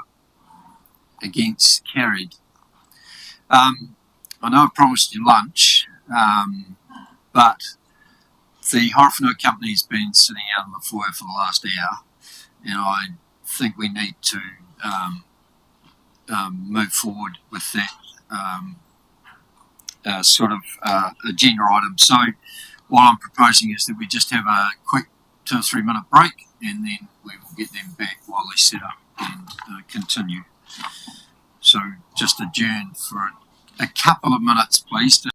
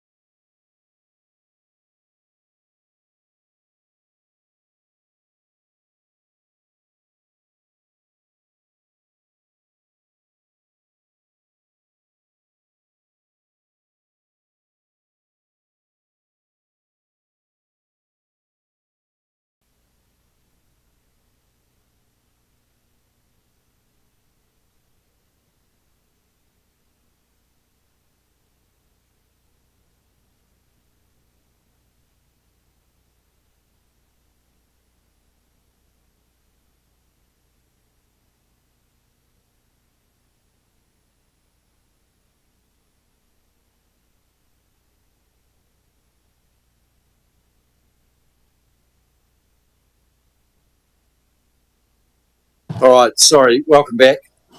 Welcome, Andrew and Brendan. Apologies for keeping you waiting, but you're also keeping councillors waiting for lunch, so there's a trade-off here, obviously. Welcome to you both, and David, and look forward to, I'll let you introduce the report, and we'll talk soon. Thank you, Mr. Mayor, and thank you for allowing us to have this time just before lunch. I'm joined here by Horowhenua Company Board Chair Brendan Duffy and Horowhenua Company Limited Chief Executive Andrew Reid. And today we are presenting the first 6-month report for the Economic Development Services contract. And so, as the report briefly touches on, we're in the first year of a 3-year contract with the Horowhenua Company delivering economic development services on behalf of Council. One of the recommendations that came out of the Section 17A review that Council received was around providing some greater visibility and greater reporting around the work that the company is doing and its performance against the contract. And one of those recommendations was to introduce a 6-month report. So this is the first of the 6-month reports. It's the first of the reports of this new contract period, and I'll hand over to Chair Brendan Duffy to speak to that. Thank you, David, and Mr. Mayor. Thanks for the opportunity to make this presentation.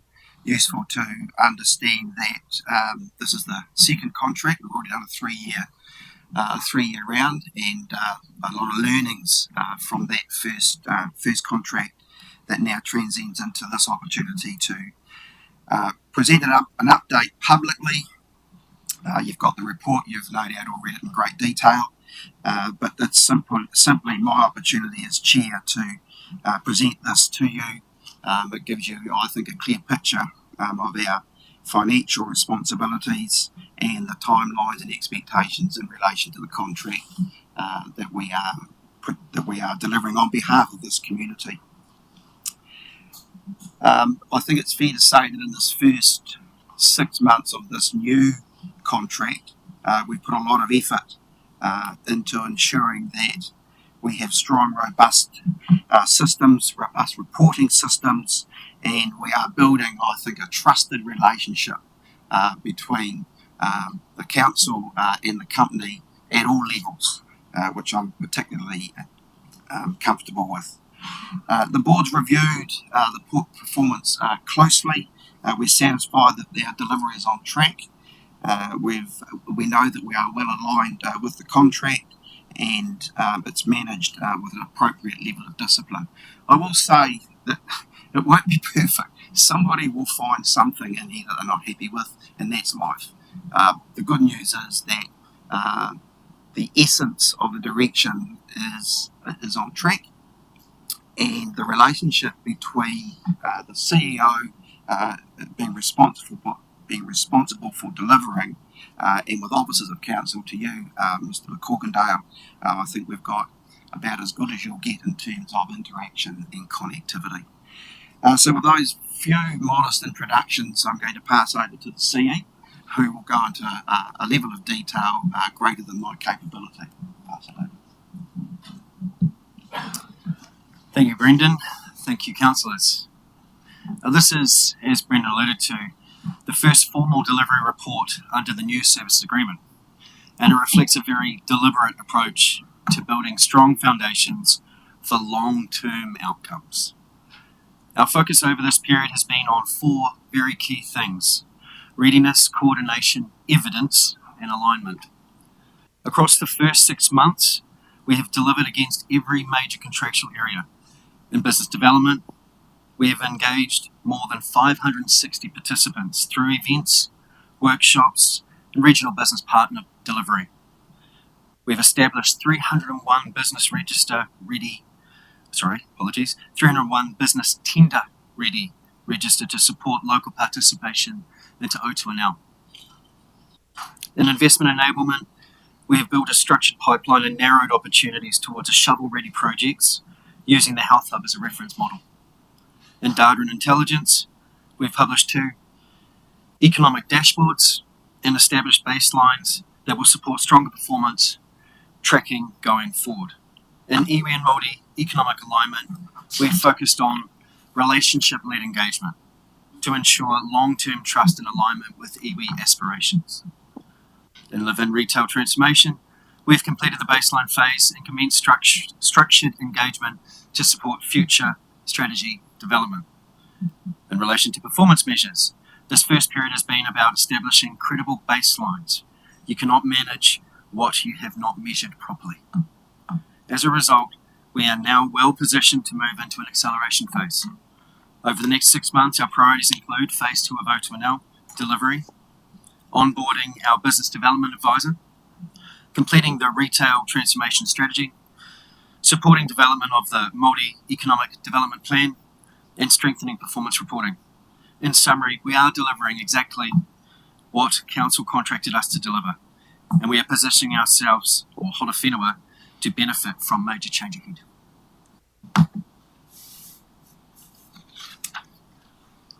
At this time, I'd probably just like to pause and ask if there's any questions from the councillors or any observations from the report that they would like to address. Deputy Mayor Allen. Thank you. Look, it's just around, at this stage, reading the report, that there's fairly generalised commentary, to be fair, and there's words like to be scoped and so on. I'm not sure whether you were going to address it in what you were going to say in advance, but 2 questions. One is around O2NL, early stages, relationships. Question about how these relationships are tracking initially, particularly with Waka Kotahi, whether that's in scope. And the second thing is the support for iwi Māori economic development. It's noted to be on track and the words to be scoped to use, but the plan is due next month, which is very soon, and I wonder if there's any more detail you can share with us around that. So just a couple of questions. Valid questions, David. Deputy Mayor. From an Otaki to North Live-in piece of work, we've had a resource, Hendrik Warren, working directly in there for a period of time now, which has been fantastic, to identify opportunities for local businesses and where skills and services can be improved and supported. Workshops have been run. As a result, that initial piece was through NZTA, Waka Kotahi, and since that time, that contract has expired. We continue to work in that space, continuing to provide discoveries, working alongside local small businesses. And it's really important to note, when we were initially in that piece of work with Waka Kotahi, there was, I think, approximately 32% of local businesses were actually captured as part of the tender register. At the moment, of the 301 up, I think it's 142 local businesses. So that has increased, and that's through the support that we're working directly with the Alliance team, and having more involvement and based down at the Tararoa Road facility. So, Councillor, just in terms of O2NL, just help me with, are you interested to understand how many of those businesses are getting action? No. My focus was on the Waka Kotahi aspect of it, understanding that it's very much about engaging with local businesses and so on, but having confidence that your relationship with Waka Kotahi is strong and trusting and actually productive in them helping play their part. Valid again. The initial relationships that were held to design with Waka Kotahi have led to our relationship with the Alliance team. So the Alliance team, North and South, and to that point, although it's outside of the scope of this piece of work, we've been working with North and South this week, with now the South Alliance being set up in Taylor's Road. Yeah, thank you. Yeah, it's probably maybe a little bit of an overreach, but at this time we're currently negotiating with the Alliance team to have Hendrik Warren as a dedicated resource that would be working directly in there, and that's to ensure the integration of the database, making sure that the information is true and correct, identifying gaps, especially with obviously our local businesses, to ensure that they have better support. The key phase, although the project has kicked off, we're now at the rubber hitting the road, sorry to use a bit of a pun there, where we will actually see the small businesses picking up a lot more of the infrastructure and activities in the coming months. I'll speak to that. Councillor Mitchell. Sorry, just Sorry. if I could respond to the second question that Deputy Mayor raised around the Māori Economic Development Plan. So, yes, you're right to identify that it's unlikely to be delivered by March this year. There is probably two parts to my response there. One is, I guess, perhaps even looking for a steer from council that should still be a priority. We've obviously been awaiting the prioritisation work that council has done and looking to. We're obviously being going through a phase of looking at the work streams that we had identified and where each of those fit within the council priorities going forward. The other aspect, which is why it hasn't advanced as far yet, has been, I guess, taking that time to allow the company to build those relationships with the local iwi. That's going to always be a very important part to then be able to lean into the work that needs to be done. So work in progress would be how I'd describe it. But as I say, there is something in there that we are still just testing. Is that a priority piece of work in line with the council's priorities? So that will come back to council for consideration as to where it sits in the priority list. Thank you. Councillor Mitchell-Kettle. Thank you so much for your report. I know that a lot of good work has been done in terms of your readiness and engagement, and I do appreciate your clarity in terms of this being a foundational and a readiness phase. And so I do note that your context setting is really strong, particularly around the O2NL and population change. I really appreciated that, and also the pressures facing small businesses and the pressures facing our town in general. I just want to go back to the health hub. It's really clear that the building itself is of a really high standard and that the services are being delivered really well, and I've had some really good feedback from our community. I just want to raise issues of a broader systems question, because as council we need to understand not just your activity, but also the net community impact that has. So since the health hub has opened, Levin Hospital doesn't have an on-site pharmacy, and the GP services have been consolidated rather than expanded at this time. So from a community perspective, it raises questions about affordability, access, and the resilience of our local health system. So I'm really interested in how future Katrina, reporting. Yep. we are talking about the contract and the fundamentals around that. Specific questions about the operation of the health hub might be for a different forum. Okay, I'm interested in how future reporting might include measurable outcomes for us, so that we have some other outcomes. Sorry? What do you mean it's not in our contract? I'm asking for within the reports if we can have some measurable outcomes from the Horowhenua company in terms of understanding a broader picture. In terms of the relationship to the contract, I just need some advice from the Chief Executive in terms of seeking that.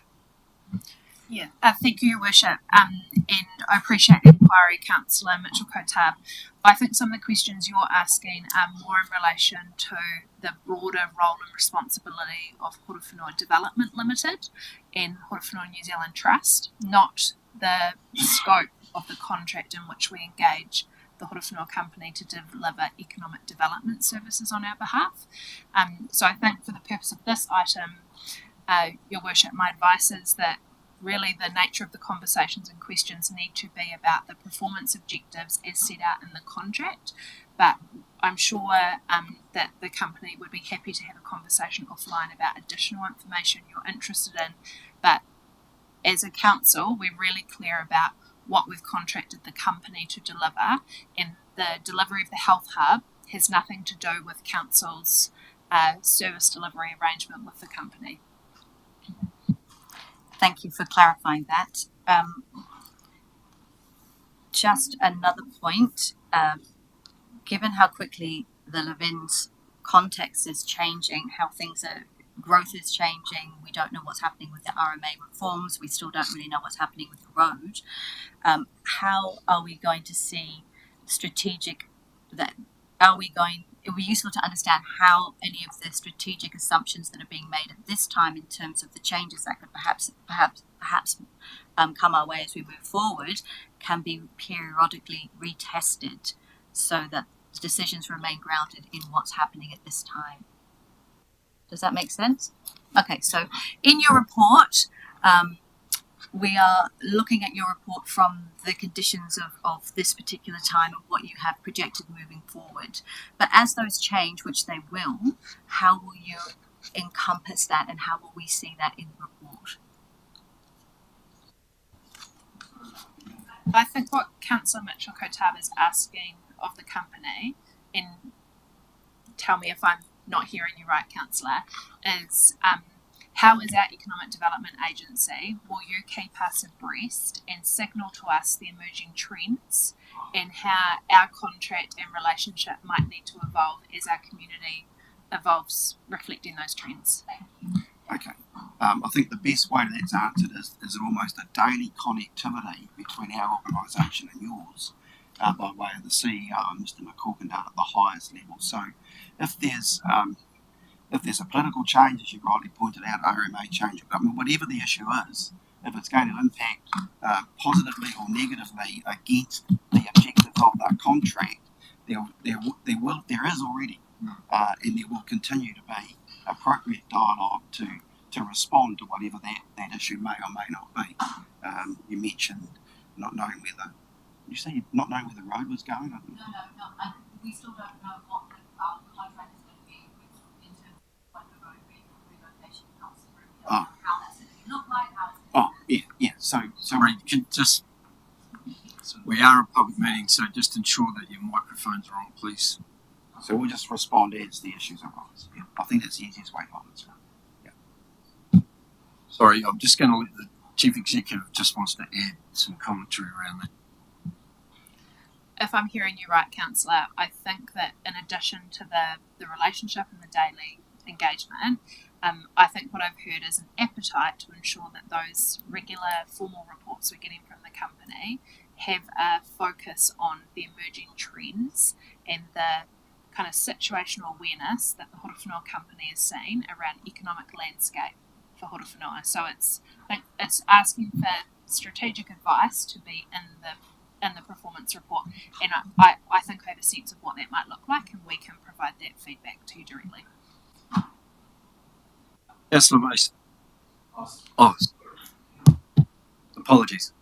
Just to add to that, with the quarterly dashboard that's coming through, that information is provided, so we can again just lay that up. I'll work with David McCorkindale on that. Thank you, Mayor Bernie, and thank you for the report. Thank you for the work that's gone into it, and thank you for the work that's occurring with the partnership with HDC. Just a couple of things. I've been around on and off for a bit and wanted to acknowledge in there the resignation of Cam Lewis, who has done a lot to promote this district and a lot of work. So I just actually wanted to make a personal acknowledgement that I was sad to see him resign, but can understand that things change. And also just to something positive there, or lots of positive things, but just to you're launching a refreshed Business After 5 and Women Business program to support connection, visibility and business confidence. That sounds exciting. Any little tasters on what that might look like?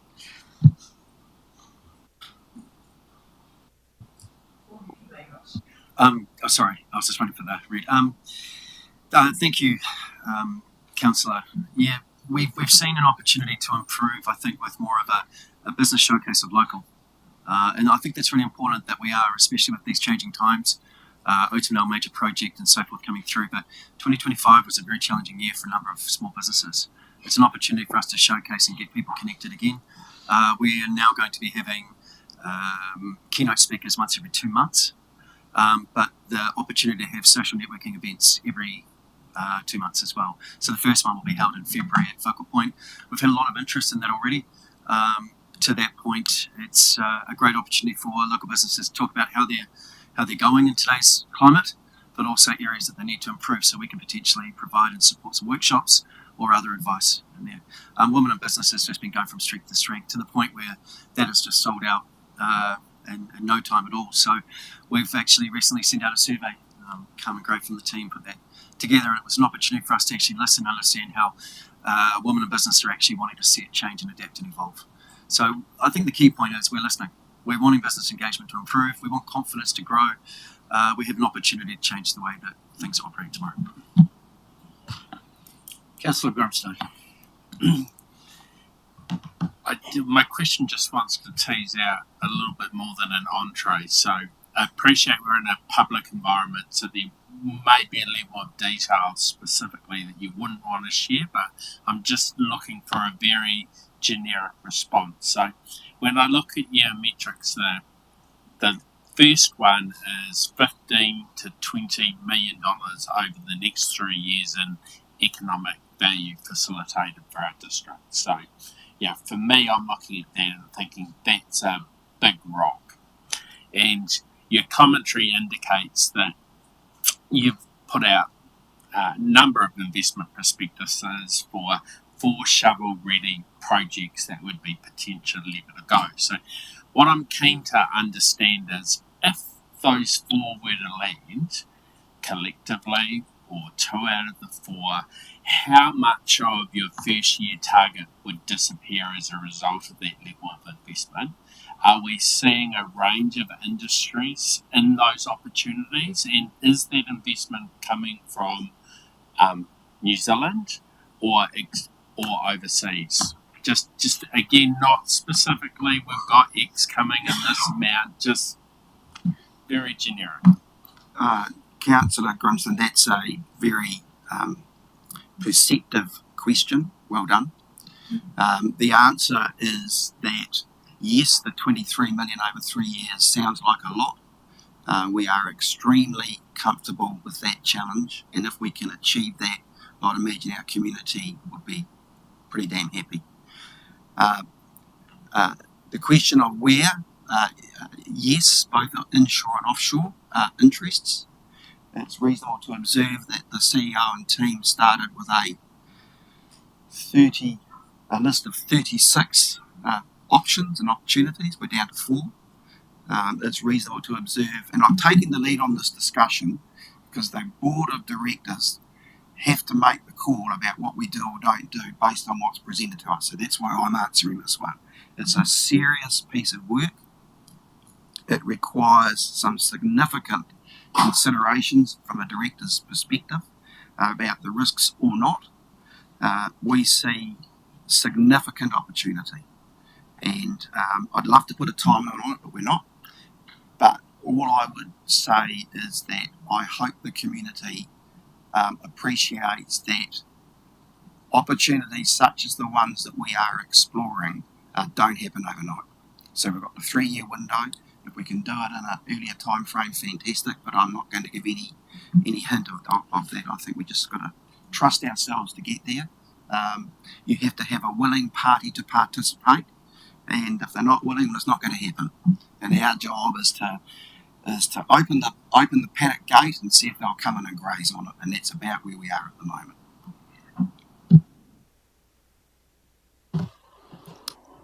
Brendan, just a quick question from me following Councillor Mason's acknowledgement of Cam.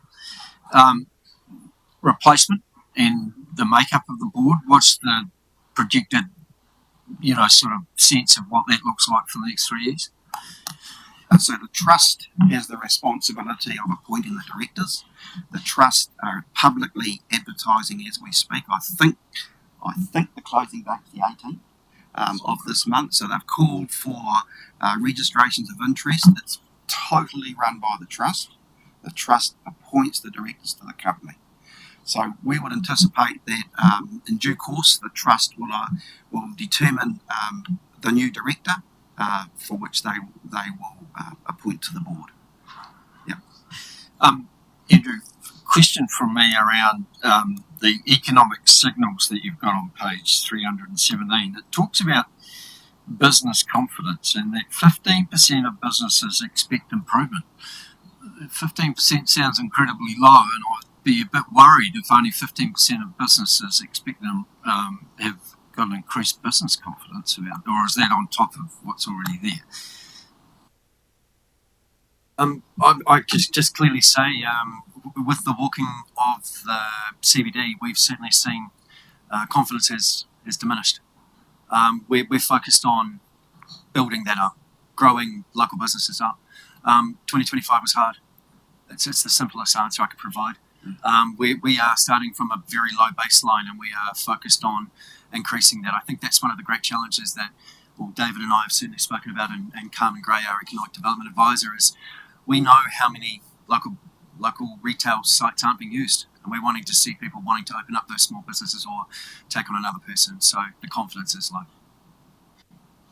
Okay, and following that, today's announcement that unemployment rate has actually increased again, I can understand why, we've always been higher than the national average as well. I mean, it's your sense in terms of outside the retail sector, what's your sense of the feeling there? Cautious. Many businesses would probably agree they should take on the next apprentice or consider the replacement of the ready-to-retire employee, but they are incredibly cautious. And you could rattle off the half dozen that are really flying, but it's the other 200 or 300 that are cautious. I'd just like to add on to that point. Our role is long-term. It's a long-term focus on reducing risk and guaranteeing that local people are going to local businesses. So we're identifying that piece and wanting to work with the likes of the council to guarantee that there is a clear development and workforce strategy. We work closely with colleges to understand actually the pathway into small and local business. That's our role.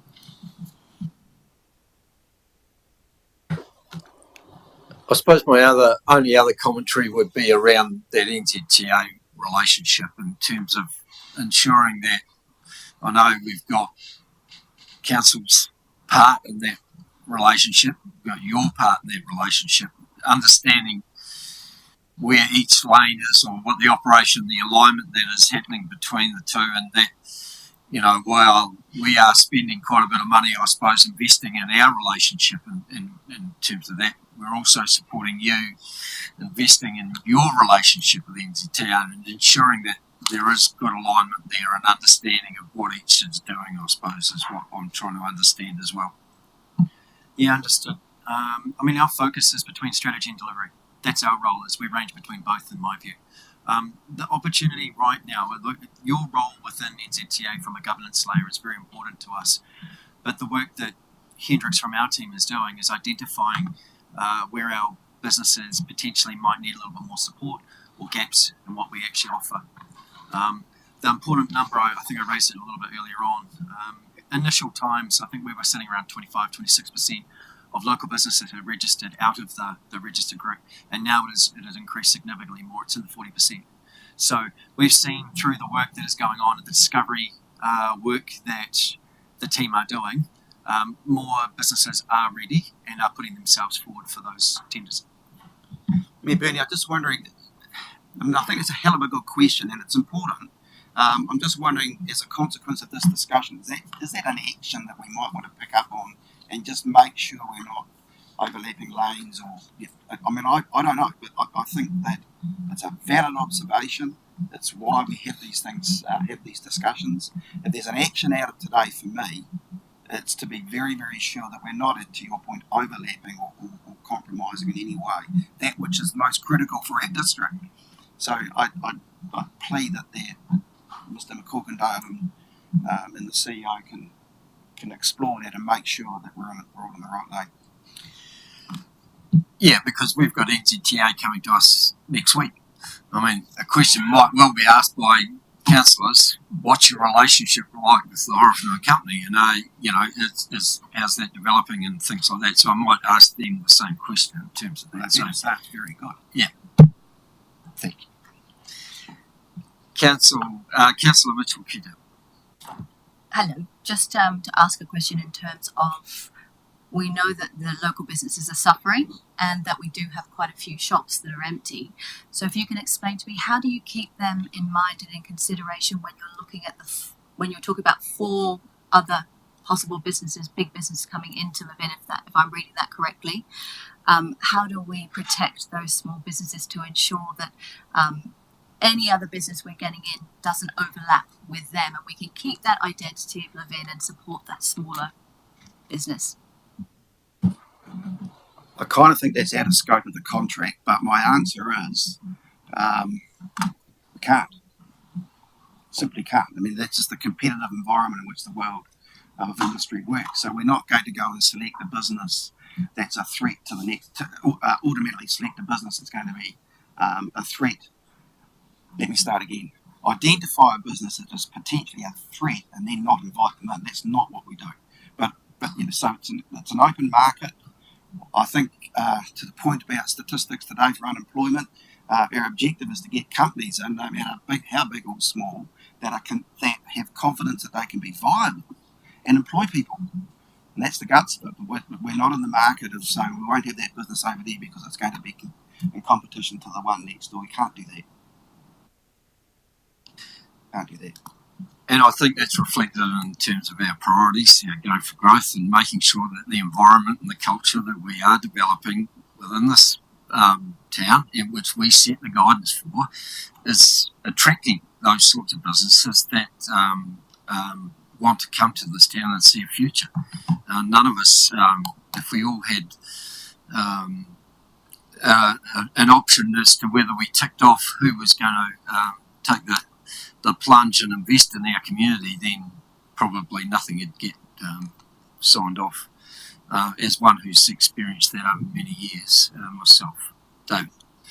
Maybe just one thing I could do to provide a little bit of reassurance is that the piece of work that's being undertaken, the retail transformation strategy, is very much looking at how do we help and support existing businesses, how do we incentivise, but also where are those gaps where it might be appropriate to bring in new businesses because we're growing and because of the need and demands and things like that. So it's looking holistically, and so that piece of work is going to be very helpful in terms of us understanding what does our town centre and our community look like as it moves forward. Where might we want to put energy and effort in terms of trying to attract? Where might be really important for us to make sure we're retaining, supporting, enhancing? Thank you so much, David. That answers the question really, really well in terms of our town centre strategy and how that plays a vital role in this as well, and those crossovers. So I appreciate you answering that question and giving that holistic response, which I think a lot of businesses would be keen on hearing. So thank you very much. Anything further?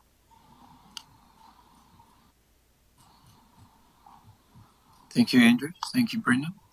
Thank you, David.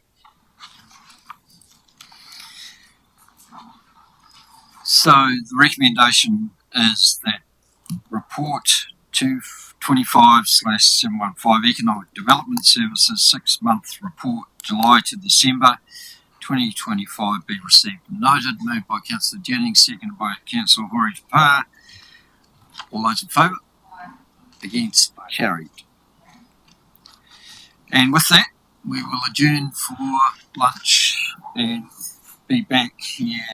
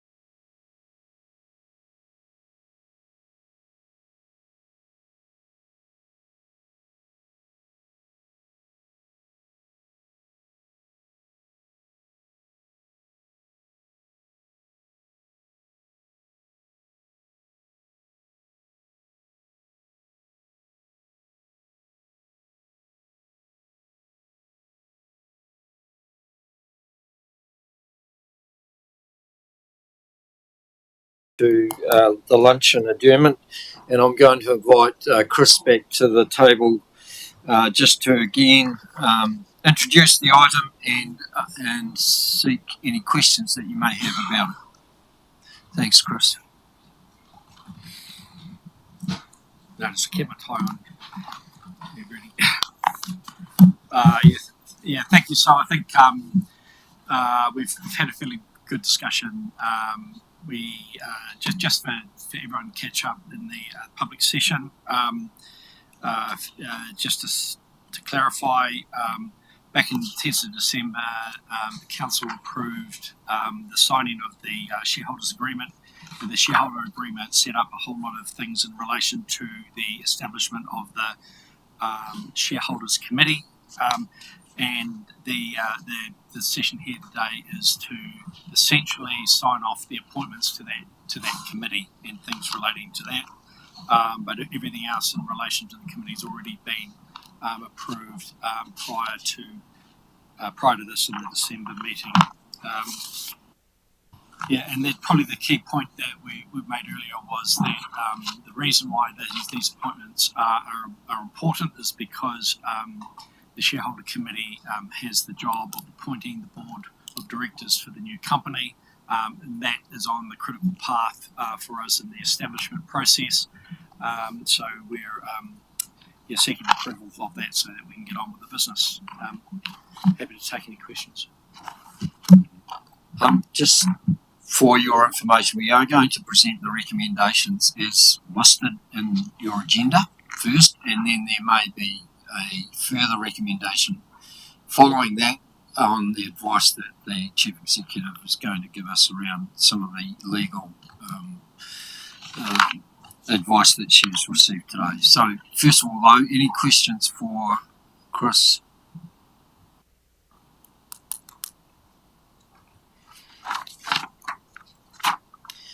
Councillor Barker.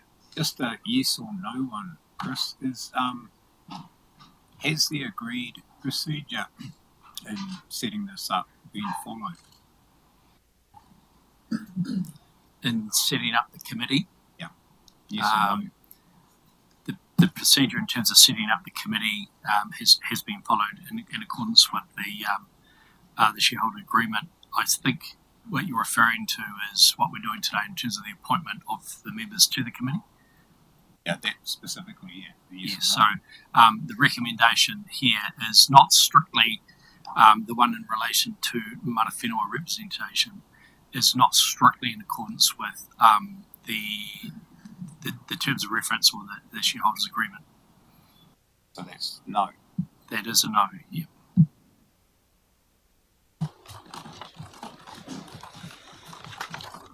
There appears nothing further.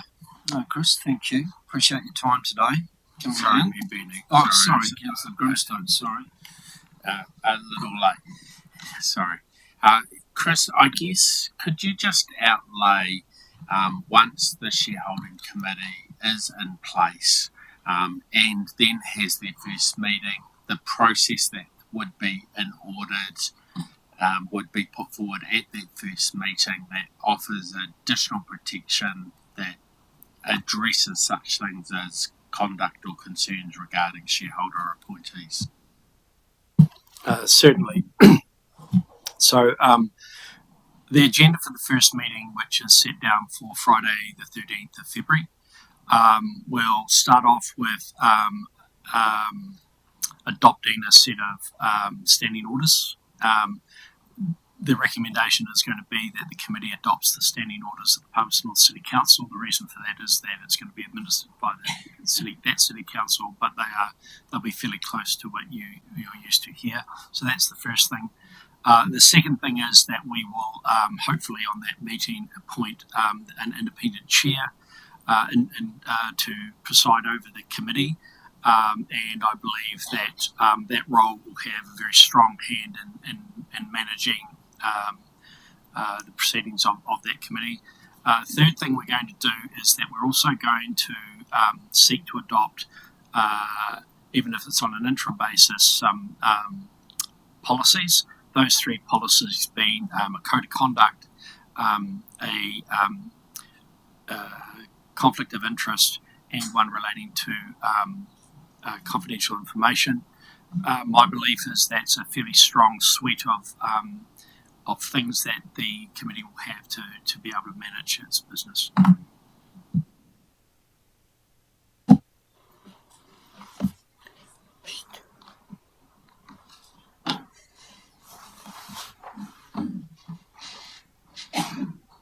Councillor Hoare-Te-Pa. Kia ora. Just wanting to clarify with you, as Councillor Barker has indicated, this may not have been set up strictly within the rules. Do you have any concerns moving forward, given the person that's been driving this kaupapa since day one? Are there any red flags that you can identify with the process we currently have in front of us? So I'll try and give you a full and balanced answer on that. So stand by the answer I gave before, that it is not strictly in accordance with the terms, so no. However, I guess it is, the advice that we've had is that while it's not strictly in accordance with the terms, it is it sort of covers the intent of what we're trying to do. So it's not an egregious breach of that. The reason that we're doing it that way is, and we're talking about the appointment of the mana whenua representatives, and doing it as three, and then doing those three across three councils as opposed to an individual one, that you still end up with essentially the same outcome. The advice was that based on the local government, you say, well, what could be the consequence of not having appointed people in strictly in accordance with the rules? And the advice was, well, you could get a challenge on things, but the way the local government act, and I'm sorry, I won't quote it exactly, but to paraphrase it, the Act basically says that even if your appointees to a committee are not done strictly in accordance with the rules, the business of that committee is not invalidated. So any decisions that the committee make will stand regardless of the way that the members, any errors in the appointment process. Through your worship, further to that question, Councillor Hoare-Te-Pa, in the answer, any risk that does exist around process is managed through the additional recommendation that officers are now proposing around councillors acknowledging the technical compliance with Schedule 7, Clause 30 of the Local Government Act, which I know councillors will consider in due course.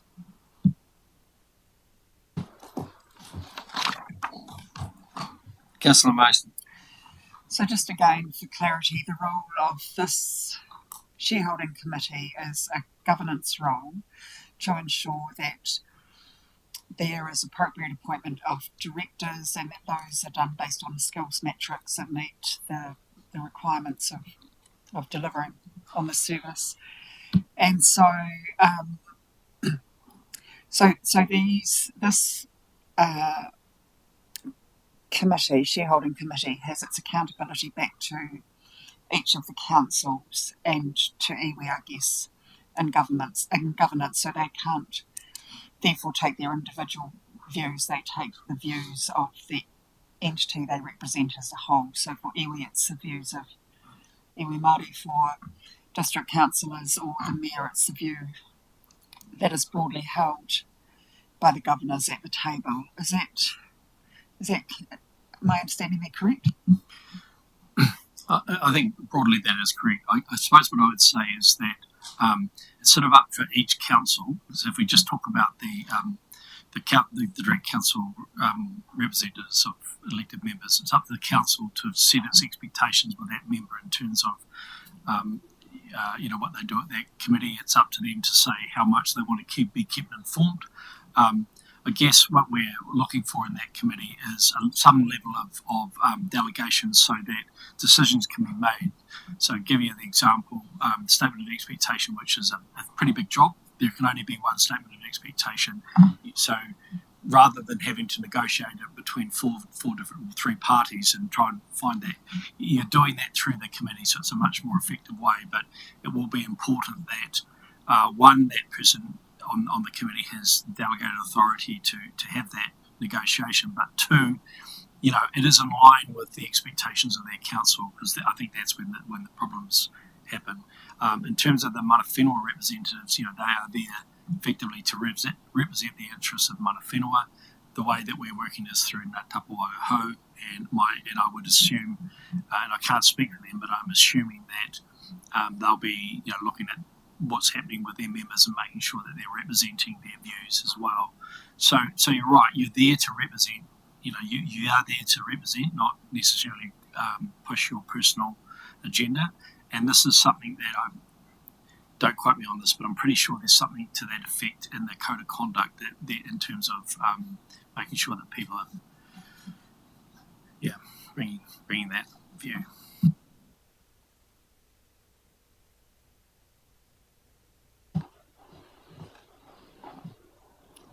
Thank you, Chris. Appreciate it. As I said before, thank you. All right. So we have a number of recommendations, plus there will be one following as well. And I'm going to break these up into A, B, and C first, and then D, and then E, and then F and G after that.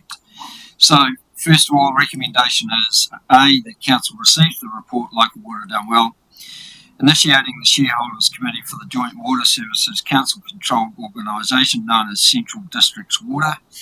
B, that subject to confirmation by the Palmerston North City Council and Rangitikei District Council, the Horowhenua District Council initiates the Shareholders Committee for Central Districts Water under Clause 30AB of Schedule 7 for the Local Government Act 2002, having regard to the terms of reference set out in the Shareholders Agreement approved by the Council at its meeting in December 2025, and determines in terms of Clause 30 in bracket 7 of Schedule 7 for the Local Government Act 2002 that the Committee will not be discharged following the triennial local elections, and C, that Council notes the roles and responsibilities of the Shareholders Committee as stated in Schedule 3 of the Shareholders Agreement and in terms of Clause 30A in brackets 2 and brackets D of Schedule 7 of the Local Government Act 2002, delegates to the Shareholders Committee those roles and responsibilities. Can I have a mover? Councillor Grimstone, seconded by Councillor Horodapa. Any discussion, debate about those three recommendations? If not, I'll put them. All those in favour? Against? Councillor Barker noted. Thank you. Carried. Cheers. Right. Recommendation D, that Council appoints with delegated power to make decisions in accordance with the Committee's terms of reference the following persons as the Council's representatives on the Shareholders Committee for Central Districts Water. Mayor, Councillor Sam Jennings. Alternate for Mayor is Deputy Mayor David Allen, and the alternate for Councillor Sam Jennings is Councillor Mike Barker. Can I have a seconder, a mover and a seconder? Thank you, Councillor Fox, Councillor Olsen. Any discussion on that recommendation? Councillor Barker. That item, that includes me, so I'll abstain from voting on it. Thank you. Yeah, that was just advice. Chief Executive's advice on that is, given that Councillor Barker and I are named, do we need? Is it appropriate for us to vote, or does it stand out? I mean, it's yeah. What did he say?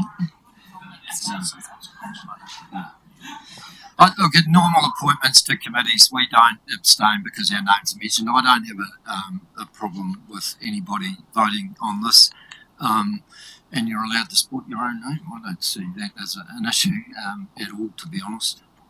Okay. Yep.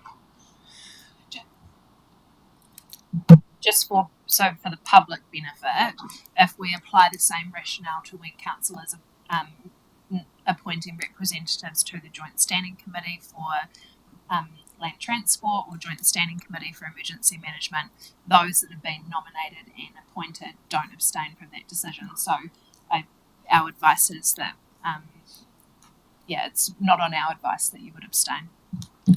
It's been consistent.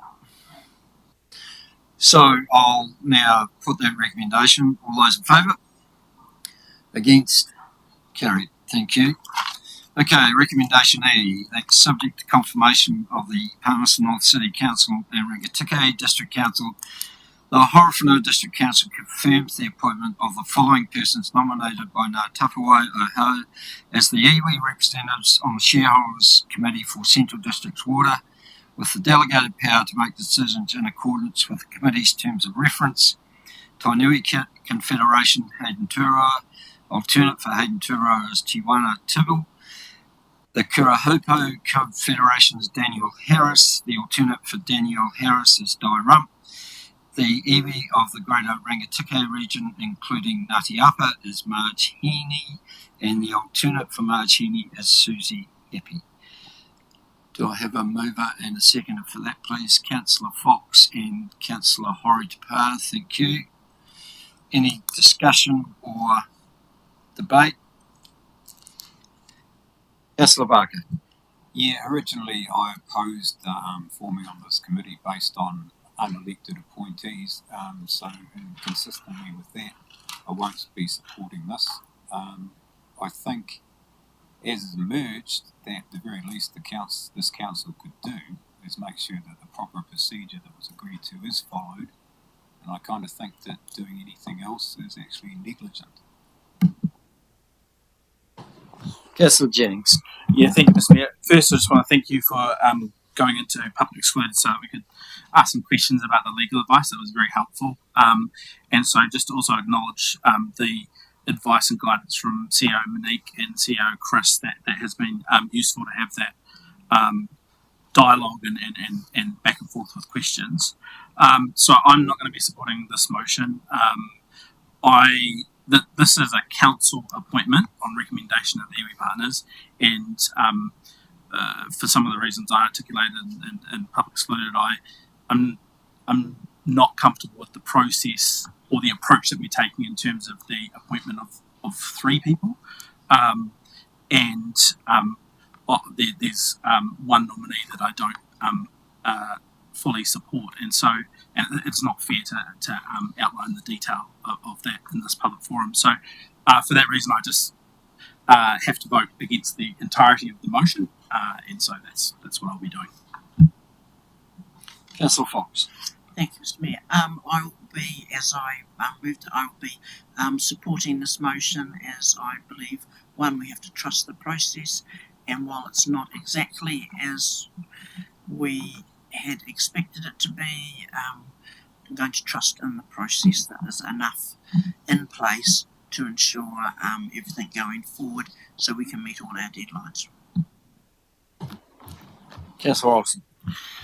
Just for me, I guess, given that this doesn't actually meet the shareholders agreement, aspects of the shareholders agreement, I'm not going to support the motion that's currently sitting. It's more around the process, and I'm probably the same as Sam, Councillor Jennings, had thought that we would be obviously putting one person up to represent us as a Horowhenua District Council.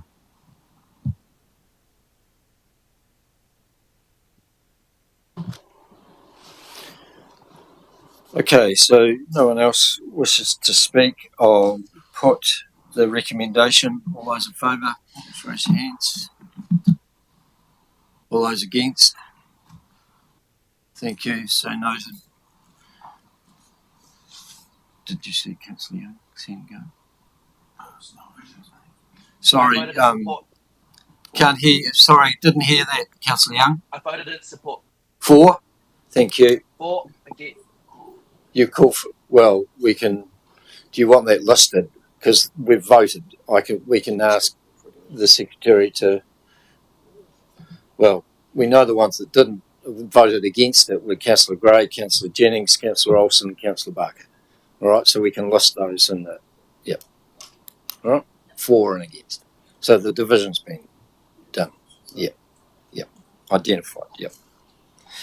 All right, and then moving on to recommendation F, that subject to confirmation of the Palmerston North City Council and Rangitikei District Council, the Horowhenua District Council delegates to the Council's representatives on the Shareholders Committee before Central District Water the power to confirm any replacement iwi members nominated by Ngā Tapawai Oho. Do I have a mover and a seconder, please? Councillor Mason, Councillor Fox, thank you. Any further discussion or debate on that? Councillor Jennings. Yeah, just a point of clarification, please, Mr. Mayor. Actually, I'm sorry that I haven't raised this before. Can I just clarify the language council's representatives on the shareholders committee? Because does that then include the mayor, myself, and the three now appointments? Is it just the mayor and Yeah, thank you. Through your worship, the resolution speaks to replacements nominated by Ngā Tapawai Oho. So it's taken in the context of the process that the shareholding agreement refers to around Ngā Tapawai Oho. So no, it's not referring to elected members.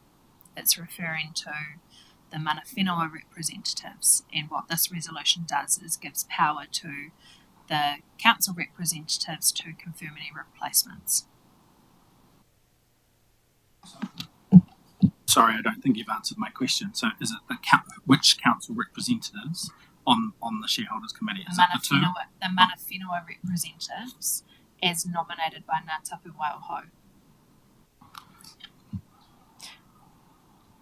I appreciate that by saying council representatives, I can see how you are wondering whether that's referring to the elected representatives.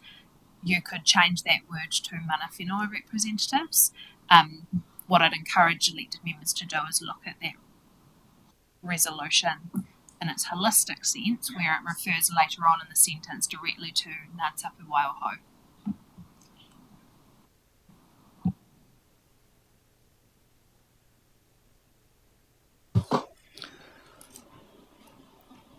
All those in favour of that recommendation, please raise your hands. All those against? Thank you. All right, now we get to the next resolution, which Grayson will bring up on screen, which is recommendation G. The council notes it will, following conversations with Ngā Tapawai Oho, need to retrospectively ensure council has satisfied clause 30A in brackets 2 and A, Schedule 7 of the Local Government Act requirements, technical compliance, and resolve its specific appointee as per the terms of the shareholding agreement. Further noting that at this time council is not able to confirm its direct appointment as that relies on further conversations with Ngā Tapawai Oho.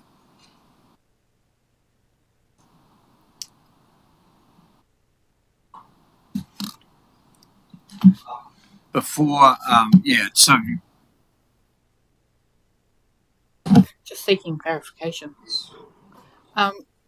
So the clarification I'm looking for is, given that we've just voted on the nominations that have been provided, this now notes that council is not able to confirm its direct appointment. Did we not just make direct appointments? Can I just clarify that? So, through your worship, and as per the advice we've offered to council already, and as per the line of questioning from Councillor Barker and yourself through the conversation, what we're navigating is the tension between the intent of the process and the technical compliance in the shareholding agreement, which speaks to council only having one appointee, not three. We've relied on a process where Ngā Tapawai Oho have recommended 3 representatives to each of the councils, and the legal advice is very clear that technically council can only make one appointment, and so the advice from legal team and what this resolution seeks to do is acknowledge that retrospectively council will in time, which not today because you don't have that advice from Ngā Tapawai, be in a position where you actually appoint your representative, which is inconsistent with the intent and wishes of Ngā Tapawai Oho, who are working to ensure that the different layers of interest between iwi and hapua are represented, but navigating that in the legal requirements, given that this is a local government act responsibility.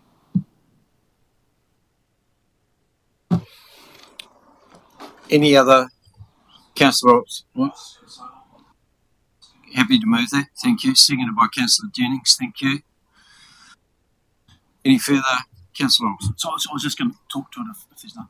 So effectively, this is why I didn't vote for the last one, given the legal constraints and us meeting obligations around the shareholders agreement. So yeah, happy to move that. Thank you. No one else? Okay, so I'll put the recommendation. All those in favour? Against? Councillor Barker, thank you. Councillor Kutab, you're against? Thank you. Mr. Kutab, sorry. Thank you.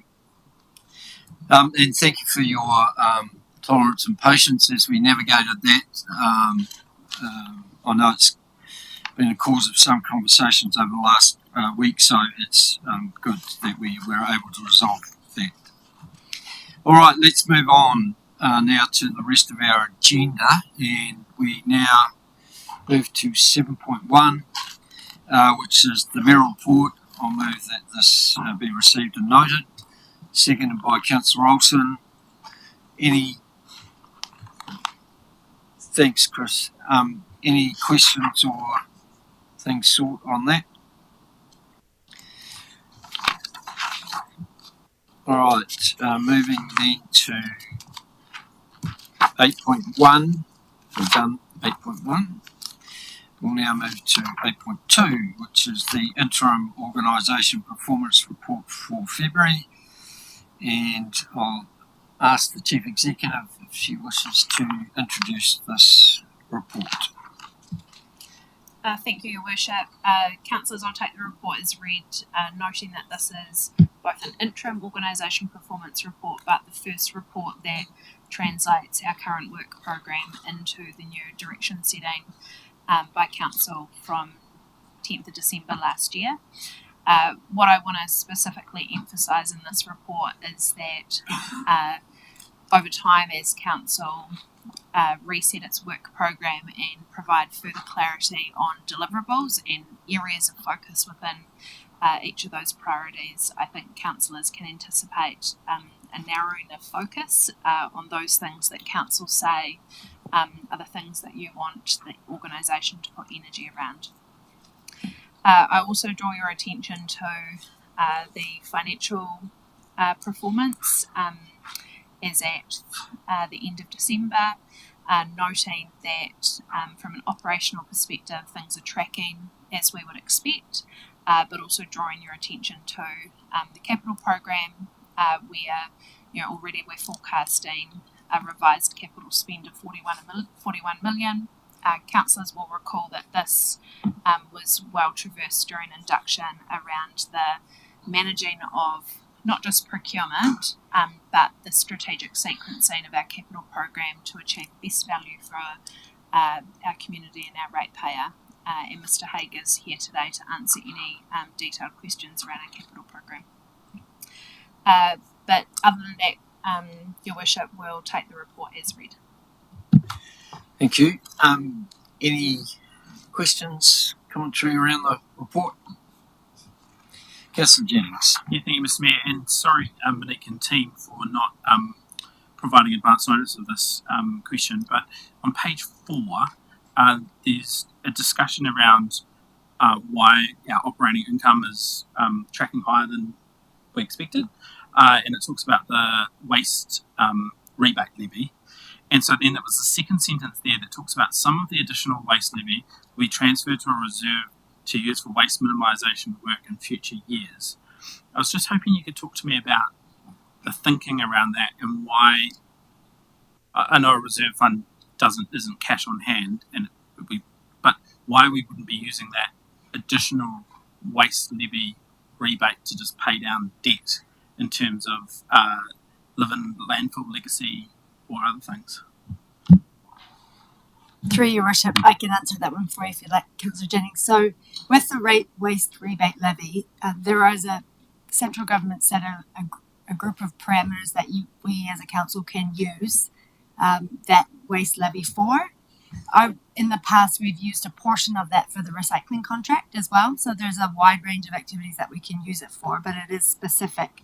What the central government will require us to do is, if there are any unspent levies, then we're required to, yes, we would pay down debt with those. And when we talk about a reserve, it's more of a tracking or a bucket within our overall financial statements, so that in the future, anything that's unspent, then we have to make sure that that's used for waste minimization, recycling, or other activities that are specified within central government's rules. Because there is a recycling component and because there is a other waste activities levy, then at the end of the year, there's a review that needs to happen between what's spent on recycling and what's spent on other waste minimization in terms of what ends up in the reserve. So we wanted to signal that because we don't know exactly the amount that will be left over at the end of the year. Remembering that some of that levy has already been tagged to the provision of recycling services in the annual plan.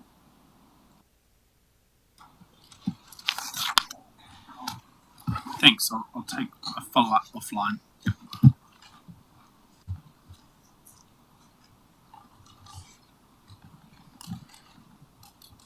Nothing further.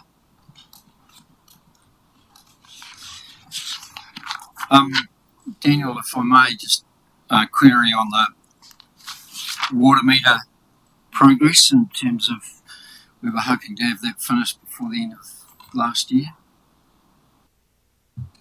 Yeah, we're very well advanced in terms of residential connections, so substantively complete, other than a couple of rats and mice where we're just struggling to locate the Tobies, but yeah, we're working through a process to use ground penetrating radar to find those. But what it has uncovered through this process is a number of residential and commercial connections that do need further work, and there'll be a subsequent paper coming to council around some decisions for that to be funded through the water metering project or picked up by those commercial providers to get them up to required standard. So substantively complete in terms of the residential rollout. Cool, thank you. My other question related to the capital program in terms of the suggestion may be that the consenting issues and the procurement issues are causing some delays in terms of us being able to do that. My concern is that after discovering that if we don't do a major portion of the capital project program, that it ultimately affects our depreciation costs as well. And I just wonder whether are you confident that that $41 million that you're projecting is still going to be accomplished? We will look to do a deep dive in the March full OPR to provide some transparency on that. At this stage, we're sitting at 37 plus or minus $4 million, and a big driver around that is the town centre acquisition. So there's currently $4.5 million of that 41 tagged for development within the town centre. So subject to decision to council, that'll either be in or out of the program, and we should have more transparency on that as we progress through the year. Of the remaining 28 million, we've got a very high level of confidence around $20 million of that.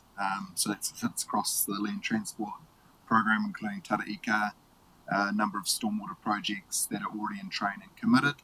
And the only uncertainty is around the $4.5 million I've spoken to, and also a couple of sort of minor projects, the likes of the Waikawa Bridge, and some things that will get underway towards the back end of this year, but they may be carried over for completion early next financial year. But we'll have a deep dive on that in the March OPR. Well, thank you.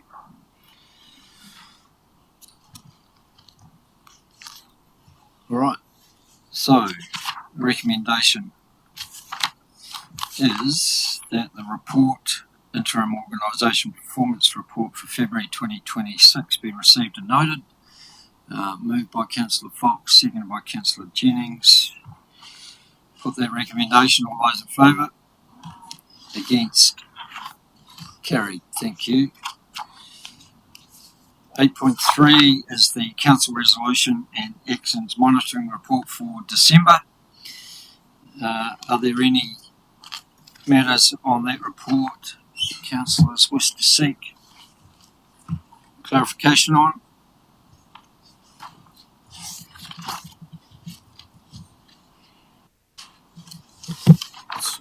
Yes, sorry, Mr. Mayor. I'm just Councillor Jennings. trying to catch up to the right page. But I think there's an item in this one around the road naming policy, and that piece of work has been stalled for quite a while.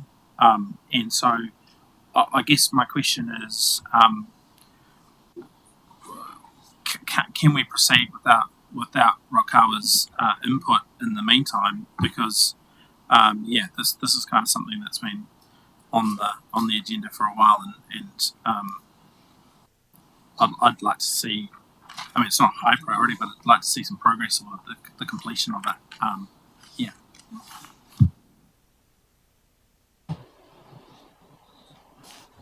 David.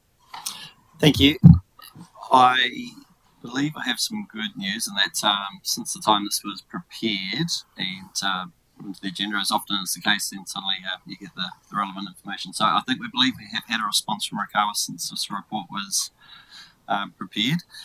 What at a very high level, I think that has highlighted is potentially a different approach between Mopokoro and Rakawa for towards road naming. So that's something for us to work through. But I believe that has given us something, and like you, certainly share the view, it has been something which has taken some time, but I believe it's something which we do need to provide some direction on how we move forward and actually have an operating or an updated and operating policy. So would like to think that we can move forward now having received that, and it will be something you can expect a different update next time. Councillor Mason. To follow on from that, I'm sorry, I'm not over the road naming policy. I'm not familiar with it, but I just wondered, is there capacity in that policy for rectifying naming protocols within a street where there might have been omissions of incorrections of spelling and things like that that notable people might need to have updated? Does that provision exist within the policy? Don't think it currently does, and I'd be hesitant at the moment to take a policy approach to that, because I think each situation would be quite unique, and the implications, potential cost implications, ramifications could be quite varying. And so rather than write a policy that sort of tries to be a one-size-fits-all, I think a more specific response in those situations would be appropriate.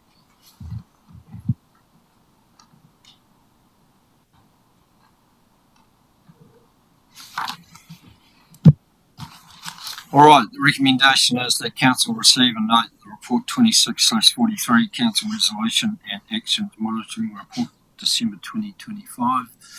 Moved by Councillor Fox, seconded by Councillor Mitchell-Kutab. All those in favour?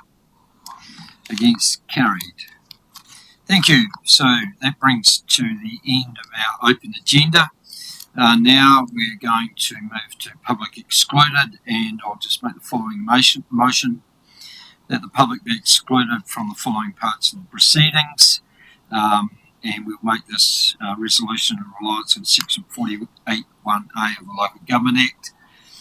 And we are discussing C1, Levin Town Centre Transformation, Oxford Street Properties, Future Options, C2, Civic Building Capital Works, and C3, Council Resolution and Actions Monitoring Report for December 2025. Seconder for that, please. Councillor Mitchell-Kutab, thank you. All those in favour? Against? Carried. Thank you to the members of the public that have been listening or watching this. Thank you to our media representative and anyone else that's been in attendance. And we'll just take a short 2-minute break and then get back to our public excluded agenda. Thank you.